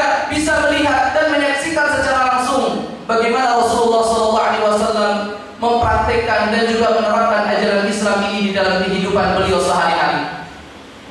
وكانوا جميعا مثالا حيا لمحبته صلى الله عليه وسلم، إلا أني سأضرب لكم مثالا بسيطا لمن أحبوه، وليس ذلك من كبار الصحابة ولا من أشهرهم، إنما هو صحابي جليل صغير في سنه، وهو زيد بن حارثة رضي الله تعالى عنه. زيد هذا كان يسكن خارج مكة، وكان مع والده، فاعتدى عليه بعض اللصوص وقطاع الطريق، فأخذوا الولد وهو صغير من أبيه وهربوا به، وبعد أيام أخذوا يبيعونه بالأسواق كالعبد. فبينما هو يباع في السوق في مكة، جاء خديجة رضي الله تعالى عنها وكان عندها مال، فاشترت هذا الغلام العبد الصغير، فأعطته النبي صلى الله عليه وسلم. لما خرج النبي صلى الله عليه وسلم عاد زيد مع النبي صلى الله عليه وسلم في بيته، يأكل معه ويشرب معه ويصلي الصلوات في مسجده، حتى حب النبي صلى الله عليه وسلم حبا شديدا. فما زال زيد بن حارثة رضي الله تعالى محبا له وقريبا من النساء، حتى كان الناس يطلقون عليه زيد بن محمد. Mereka para sahabat radhiyallahu anhum ajma'in adalah bukti nyata akan kecintaan yang luar biasa yang ditujukan kepada Nabi yang mulia sallallahu alaihi wasallam. Asy-Syaikh hafizahullah taala wa ra'ah wa saddada khata akan memberikan satu contoh kepada kita. Contoh yang merupakan bukti kecintaan seorang sahabat kepada Nabi sallallahu alaihi wasallam. Beliau bukan termasuk ibarat sahabat, bukan termasuk di antara sahabat-sahabat senior, bukan termasuk pula di antara sahabat-sahabat yang terkenal. Beliau adalah Zaid ibn Harithah radhiyallahu anhu. Beliau tinggal bersama keluarganya di luar kota suci Mekah. Suatu hari beliau diculik, diambil oleh sebagian perampok, kemudian dibawa ke Mekah untuk dijual sebagai seorang budak. Khadijah radhiyallahu anha ketika melihat anak kecil ini, beliau pun beli Zaid, dan akhirnya beliau berikan kepada Rasul kita yang mulia sallallahu alaihi wasallam. Hari-hari Zaid bin Harithah radhiyallahu anhu dilalui bersama Rasulullah sallallahu alaihi wasallam di rumahnya. Beliau makan bersama Rasulullah, beliau minum bersama Rasulullah, beliau sholat bersama Rasulullah sallallahu alaihi wasallam. Sehingga saking dekatnya dengan Rasulullah sallallahu alaihi wasallam, maka para sahabat radhiyallahu anhum ajma'in menyebutnya sebagai Zaid ibnu Muhammad sallallahu alaihi wasallam. Zaid radhiyallahu ta'ala anhu فترة من الزمن ولا يعرف نفسه إلا أن اسمه محمد زيد بن محمد. فمرت السنون فجاء رجلان من خارج مكة فدخلوا يسألون ما مروا على شخص سألوا أين زيد؟ غلام اسمه زيد، حتى قالوا إنه في ذلك البيت بيت محمد. فأخذ يسأل أين محمد؟ هذا الرجلان أحدهما عم لزيد والآخر قريب له. فقالوا أين زيد؟ فقالوا في بيت محمد، حتى وصلوا إلى بيت النبي صلى الله عليه وسلم. فقالوا أنا فلان قريب لزيد وهذا طريقا قريب له، ونريد أن نأخذ زيد وهو قريب لنا. فقال النبي صلى الله عليه وسلم أنا لا أمانع، ولكن اسألوا زيد، إن رضي أن يكون أن تأخذ أن هذا معكم فخذوه، وإن بقي فسيكون عندي. فقالوا يا زيد أنا عمك وهذا فلان، وكان يعرفهم صغيرا يعرفهم، وكان مشتاقا لأهله، يعني تركهم وهو صغير، ترك وطنه، ترك أمه، ترك أبوه، ترك قاربه. فقال زيد رضي الله تعالى عنه إلى شدة محبته شدة زيد للنبي صلى الله عليه وسلم، فقال والله لا أؤمن بمحمد صلى الله عليه وسلم أحدا حتى لو كان أبي وأمي سوف أكون عند محمد. hiduplah Zaid bin Harithah radhiyallahu anhu bersama Rasulullah sallallahu alaihi wasallam untuk beberapa saat. Sampai datanglah dua orang yang berasal dari luar kota Makkah, yang tidak lain dan tidak bukan adalah paman daripada Zaid bin Harithah dan juga salah satu kerabatnya, mencari salah satu keluarga beliau yang bernama Zaid. Setiap kali mereka berdua berjumpa dengan penduduk Makkah, mereka bertanya, adakah kalian mengetahui ada seorang anak kecil yang bernama Zaid? Maka akhirnya mereka ditunjukkan ke rumah Rasulullah SAW. Maka datanglah mereka berdua menuju rumah Rasulullah SAW. Sesampainya beliau berdua di rumah Rasulullah SAW, mereka berdua pun ingin mengambil Zaid kembali untuk hidup bersama keluarganya, bersama bapak ibunya. Zaid pun secara fitrah sangat rindu dengan kampung halamannya, rindu dengan kedua orang tuanya, karena sekian lama dipisahkan bersama kedua orang tuanya dengan bapak ibunya. Maka diminta Zaid dari Rasulullah SAW. Rasulullah SAW tidak melarang kepada mereka berdua untuk mengambil Zaid dari sisinya. Beliau hanya berkata, tanya kepada Zaid dengan siapa dia hendak tinggal. Maka ditanya Zaid ibnu Harithah radhiyallahu anhu, apakah dia mau kembali ke kampung halamannya, hidup bersama kedua orang tua dan keluarganya, atau dia akan hidup bersama Rasulullah SAW. Lihat bagaimana cintanya beliau kepada Rasulullah SAW. Beliau mengatakan, aku tidak akan meninggalkan hidup bersama Rasulullah SAW sekalipun itu adalah kedua orang tua saya sendiri. Aku akan tetap hidup bersama Rasulullah SAW.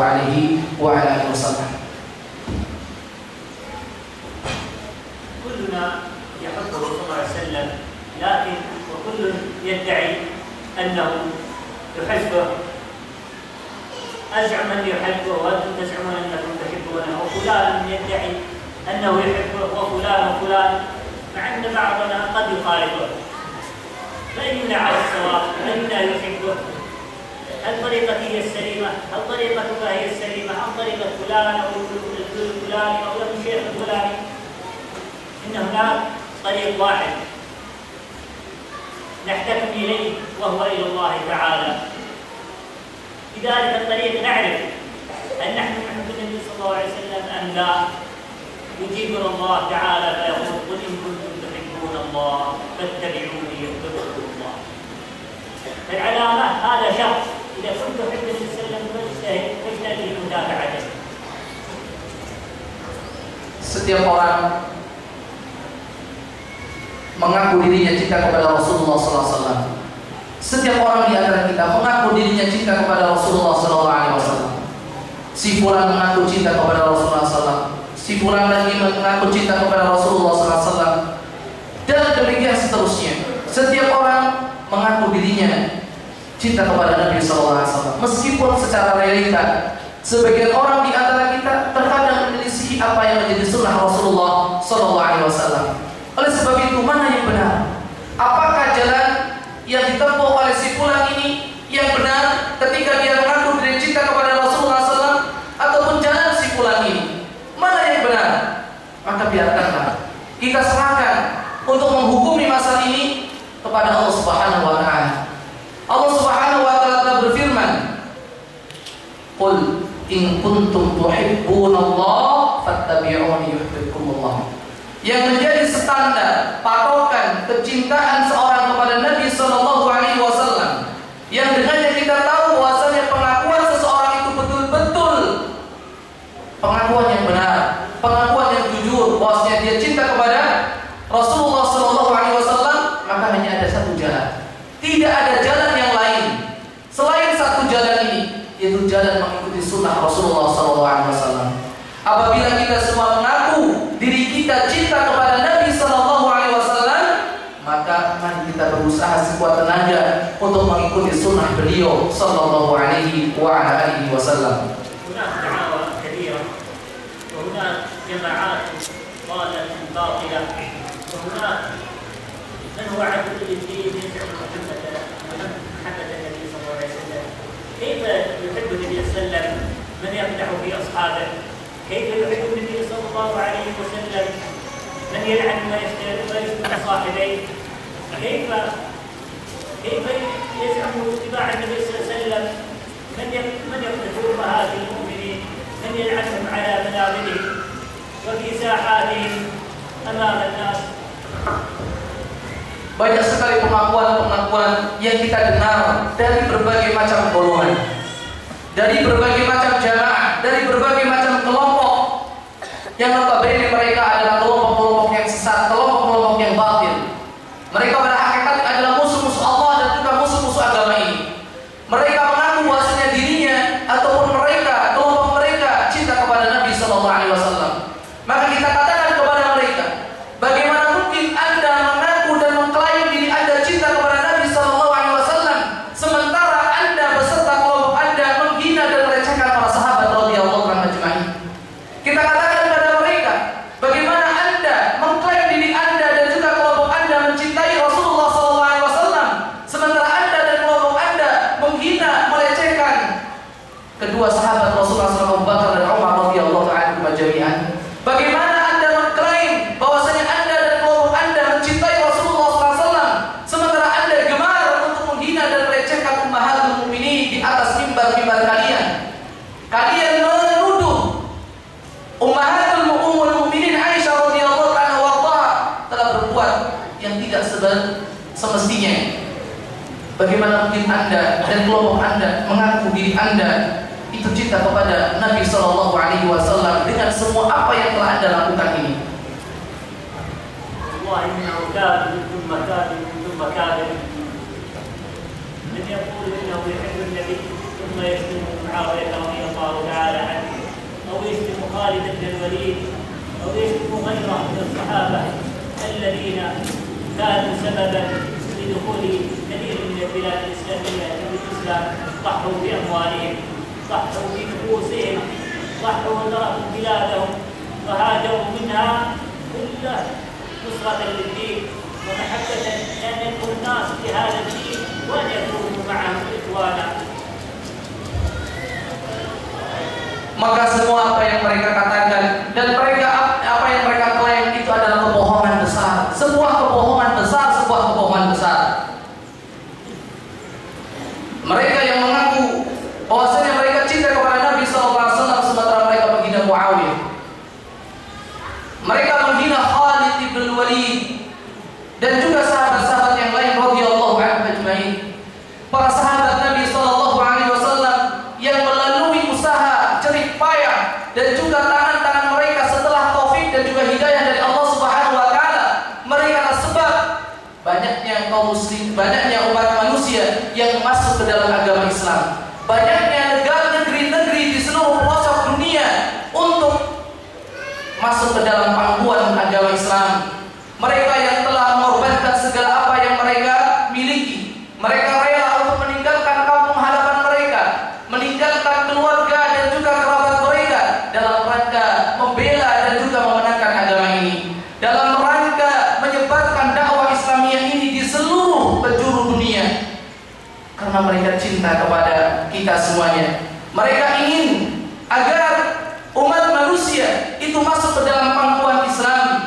Mereka ingin agar orang-orang lain menjadi ikhwah mereka, menjadi saudara mereka, untuk merasakan betapa nikmat dan juga lezatnya keimanan ini. من يحب النبي صلى الله عليه وسلم إنما يسلك المنهج الحق السليم ولا يضره قلة السالكين ولا من حوله من كثرة العاصين، إنما يحب على سنته ويتمسك بها مهما استهزأ به ومن ضيق عليه، إن الله عز وجل مظهر دينه. وإن اختلفت مع أحد هل هذا يحب النبي صلى الله عليه وسلم أم لا؟ فارجع إلى سنته. هل فعل النبي صلى الله عليه وسلم؟ هل قاله؟ هل أقره؟ هل وقع في عصره؟ إن كان أقر النبي صلى الله عليه وسلم وقاله وفعله فافعل. نهى النبي صلى الله عليه وسلم عن كذلك مسألة سهلة. لما كثرة الأحزاب؟ لما تفرق بين المسلمين وتفرق صفوفهم وأخذ يطعن بعضهم بعضا وتركوا أعداء الله. انظر إلى مسألة بسيطة، كثير من المسلمين وقع في النزاع مثل وقوع القبور في المساجد. بعضهم يتعبد الله عز وجل، يقول المسلم يتعبد الله عز وجل القبر في المسجد، يقول هذا إمام باطل وشيء جليل، ونتعبد الله نعبد الله عز وجل في هذا المسجد من أجل شيء. وآخر ينهاه ويحذر منه، أيهما أسلم أيهما أصح، أيهما أخذ هذا الذي ينهاني أم هذا الذي يأمرني؟ لا عليك من هذا ولا عن هذا، نرجع إلى سنة النبي صلى الله عليه وسلم. وكان النبي صلى الله عليه وسلم يحذر من الصلاة في القبور، فقال صلى الله عليه وسلم لا تجعلوا بيوتكم قبورا، فإنها في النبي صلى الله عليه وسلم حين نعكس تترك هذا الأمر مهما اعترض من اعترض ومن أبغضك من أبغضك، فالله عز وجل وليه والنبي صلى الله عليه وسلم حبيبه. Maka barang siapa yang mengaku dirinya cinta kepada Nabi SAW, maka dia harus meniti jalan yang hak, jalan yang telah ditempuh oleh Rasulullah SAW, jalan selamat. Jangan terpengaruh dengan sedikitnya orang yang melalui jalan tersebut. Jangan pernah goyah dengan banyaknya orang-orang yang menyelisihi jalan tersebut. Berpegang teguhlah dengan sunnah Rasulullah SAW. Meskipun Anda diejek, dihina, dilecehkan orang, ingatlah Allah Subhanahu wa Ta'ala akan memenangkan agamanya. Allah Subhanahu wa Ta'ala akan memberikan pertolongan dan bantuan bagi mereka yang menolong agamanya. Janganlah kita bersedih, janganlah kita itu menyerah. Bersabarlah untuk senantiasa mengikuti jalan yang dilalui oleh Rasulullah SAW. Apabila kita berselisih dengan salah satu di antara saudara kita dalam satu perkara, apapun itu bentuk perkaranya, maka kata kuncinya, maka jawabannya hanya satu. Lihatlah apakah perbuatan tersebut, apakah amalan tersebut, apakah pendapat tersebut pernah diucapkan oleh Rasulullah SAW. Apakah perbuatan dan amalan tersebut pernah dicontohkan oleh Rasulullah SAW ataupun tidak.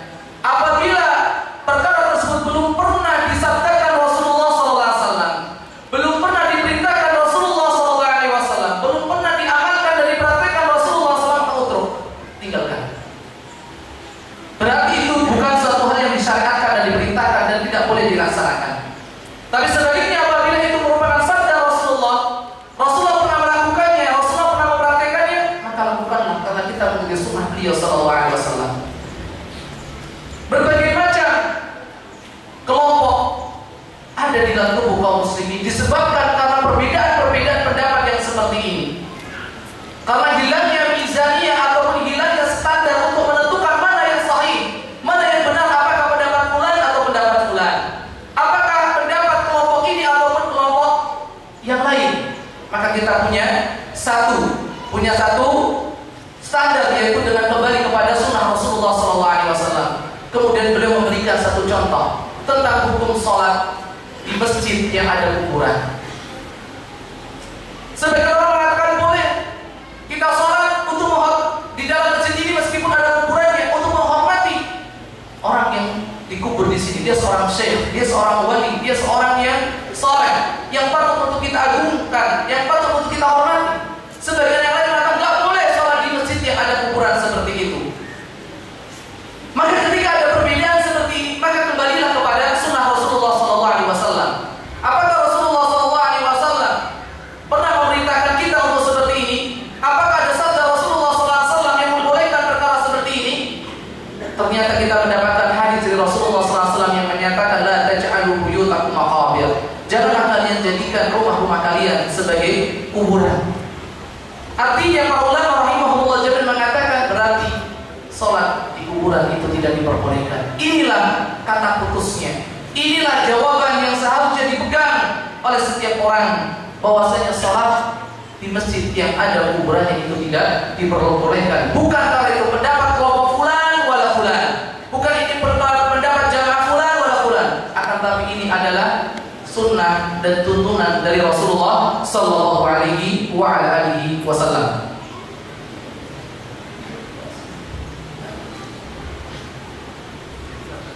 الشرط الأول. هذه الأسئلة aghlabha min al-ummahat wal akhwat kama iktarahu Syekh.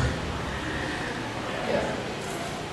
Kita akan membaca pertanyaan. Ya Syekh, beritahu kepada kami amalan-amalan yang membuat kami senantiasa istiqamah untuk mencintai Allah dan Rasulullah SAW, untuk berakhlak mulia, untuk selalu menjalankan perintahnya dan menjauhi larangannya.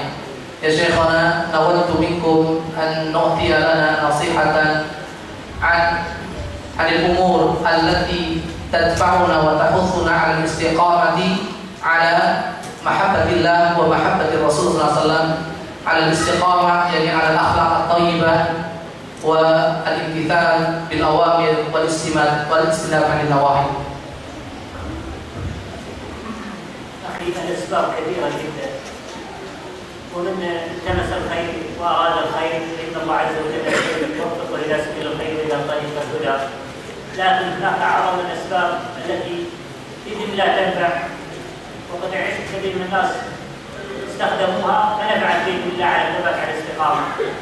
أعظمها حفظ القرآن الكريم والعيش مع القرآن تدبرا، اقرأ القرآن في المسجد، يمكن بعد الصلاة دقائق تقرأ وأنت في سيارتك تنتظر أو في عملك أو في المدرسة، أختم من قراءة القرآن ليلا ونهارا، في أول النهار في آخر النهار، في الليل، ما استطعت إلا سبيلا. الأمر الثاني، احرص على الرفقة الصالحة، احرص لا يزال في البلاد فيها ناس طيبين، في ناس أخيار، واحرص على من هو أفضل منك. إن وجدت شخص أفضل منك تمسك به واصحب، بإذن الله ستكون معاون الناس في مثل هذه المرأة. المرأة تحتاج إلى مرأة أخرى تعينها بإذن الله وتقومها وتشد على يدها. الأمر الثالث وهو أيضا مهم، الابتعاد عن الأسباب التي تؤدي إلى الانحراف والانجراف. يعني احذر من أسباب المعصية. يعني شخص يقع عن تكاسل الصلاة، يأخذ وش الأسباب التي أدت إلى تكاسل؟ هل يسهر؟ فيحاول أن ينام بدري، يصلي مبكرا، يصلي العشاء ثم ينام، يتعشى ثم ينام. أيضا ربما سوء يحاول أن يجتنبه. وغيره كذلك إذا كان يؤدي إلى فعل الفواحش ولا غيرها من المنكرات وشرك الأمور يبتعد عن هؤلاء، لا يحاول أن إلى الأماكن هذه اللهوة والمراقص وغيرها يتركها ويحاول أن يعوضها بأسباب أخرى وناس صالحين. Banyak sekali upaya amalan yang bisa kita lakukan untuk bisa istiqomah dalam hal-hal yang telah disebutkan di atas. Tapi intinya adalah manil tamasa al-khaira fallahu yuwaffiq ila sabulil khair. Barang siapa yang menghendaki kebaikan dengan sejujur-jujurnya, dengan sebenar-benarnya, pasti Allah akan memberikan taufik dan kemudahan kepadanya untuk menjalani, untuk meniti jalan-jalan kebaikan tersebut. Niat kita, tujuan kita, tekad kita.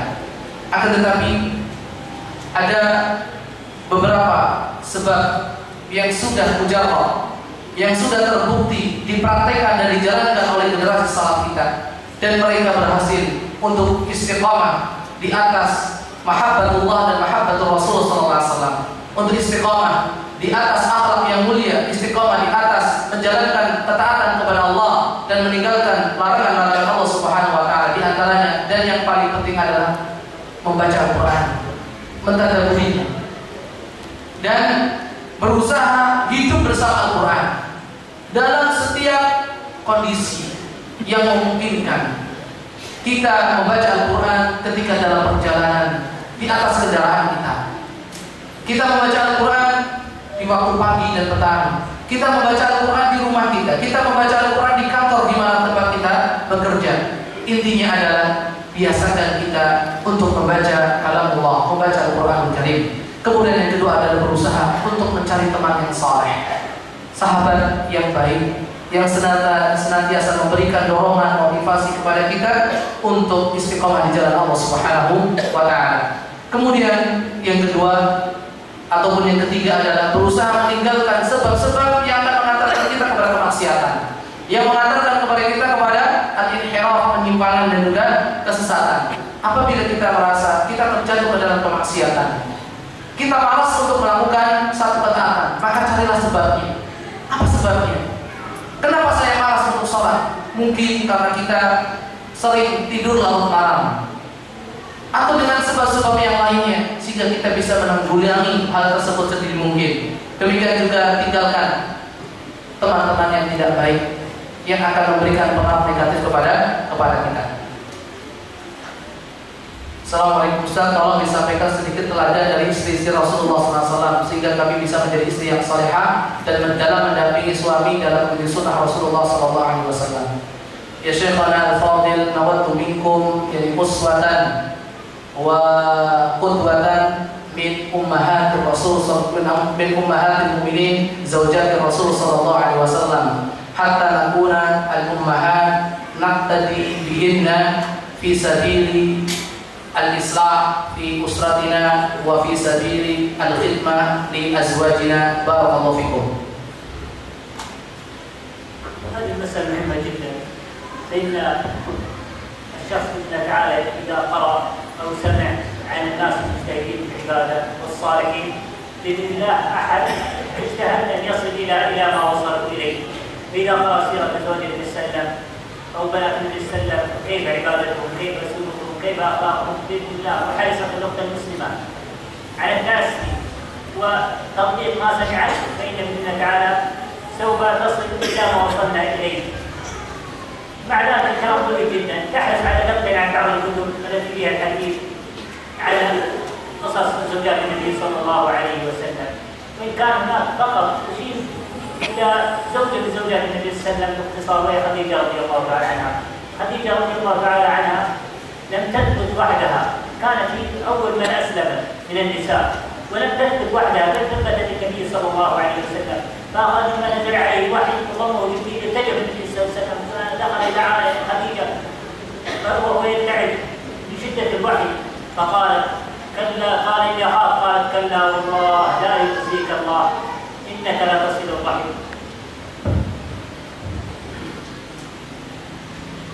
Masalah ini adalah masalah yang sangat penting sekali karena seseorang ketika membaca atau mendengar kisah-kisah para generasi umat terdahulu yang saleh dan salehat, ketika membaca biografi dan kehidupan mereka, maka akan menjadi penyemangat bagi dirinya untuk mencontoh dan meneladani apa yang telah mereka lakukan dan mereka perbuat, ingin meniru amalan-amalan dan juga apa yang telah mereka lakukan di masa yang lalu.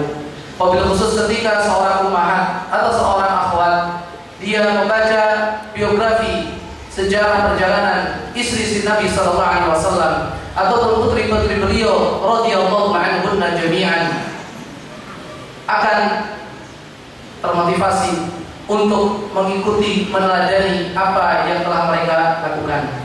Masalah ini adalah masalah yang sangat luas cakupannya, maka Syekh Hafizahullah Ta'ala wa'ah memberikan saran kepada para ummahat untuk bisa membaca kitab-kitab, buku-buku yang berbicara tentang keteladanan istri-istri Rasulullah SAW ataupun wanita-wanita sahabiat pada zaman beliau SAW radhiyallahu ta'ala jami'an. Akan tapi beliau memberikan contoh satu, yaitu Khadijah Ummul Mukminin radhiyallahu anha warḍaha. Bagaimana beliau berjuang, berkorban dengan segala apa yang beliau miliki untuk mendampingi suami tercinta beliau Rasulullah SAW fi sabilil dakwah, di dalam mendakwakan Islam.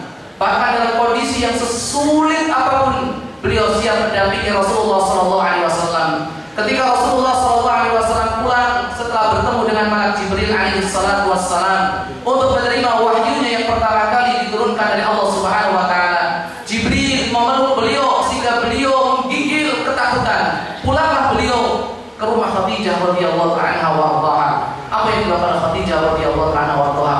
Beliau dengan penuh kasih sayang dan perhatian duduk di samping Rasulullah SAW, menenangkan suami beliau tercinta Rasulullah SAW, seraya mengatakan wallahi innallaha la yukhzika Allahu abada. Demi Allah, tidak akan merendahkan dan juga melecehkan dirimu untuk selamanya Rasulullah. Kenapa? Karena engkau telah berbuat baik kepada orang, engkau rajin untuk bersilaturahim, engkau rajin membantu mereka yang membutuhkan, engkau sering berbuat baik kepada orang lain.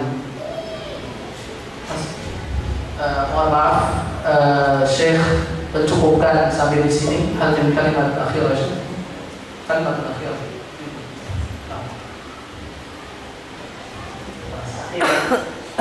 لا أشكر الحضور على حسن استماعنا للصلاة نسأل الله عز وجل وفقنا به الخير. أيضا أشكر القائمين على هذه الندوة ممن كان سببا في جمع هؤلاء الجمع في هذا المسجد المبارك. وأخيرا لا أنسى أن أشكر المدرب فهو أخ كريم قد أجاد وأفاد ما شاء الله على حسن أداء. Yang terakhir beliau sampaikan, beliau berterima kasih kepada antum semuanya yang dari awal sampai akhir memperhatikan dan juga antusias mendengarkan apa yang beliau sampaikan. Semoga Allah Subhanahu wa taala membalas kebaikan antum semuanya, dan beliau juga tidak lupa untuk berterima kasih kepada panitia yang telah bersusah payah sekuat tenaga untuk mengumpulkan antum semua di masjid ini. Semoga Allah Subhanahu wa taala memberikan balasan yang setimpal kepada mereka semuanya. Dan inilah yang bisa disampaikan, dan nahnu anubu an jami' syekhana ashkurukum ala hadhihi an-nasihah al-thamina al-qayyimah wa nas'alullah jalla wa ala an yaj'ala hadhihi al-a'mal fi mizan hasanatikum wa ayyanfa'a bikumul Islam, ayyanfa'allahu bikumul Islam wal muslimin, wa Allah yahfazukum wa yubarik fikum fi jami'i umurikum fi ahlikum wa fi awqatikum, wa nas'alullaha as-salamata wal afiyata lakum wa li jami'i man ma'akum, wa jazakumullahu khairal jazaa wa barakallahu fikum. Dan akhirnya saya sampaikan terima kasih kepada antum semuanya. Mohon maaf atas segala kekurangan di dalam menerjemahkan dan menyampaikan apa yang telah disampaikan oleh beliau berdua, yaitu Syekh Faisal dan juga Syekh Badar, hafizahumullah jami'an wa ra'ahuma. Demikian kebenaran semata dari Allah Subhanahu wa taala, kesalahan kekurangan berasal dari kelemahan pribadi saya.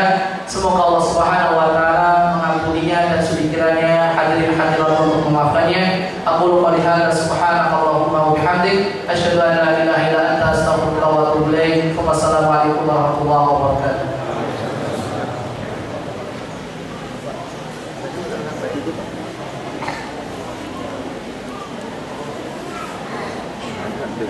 Kamu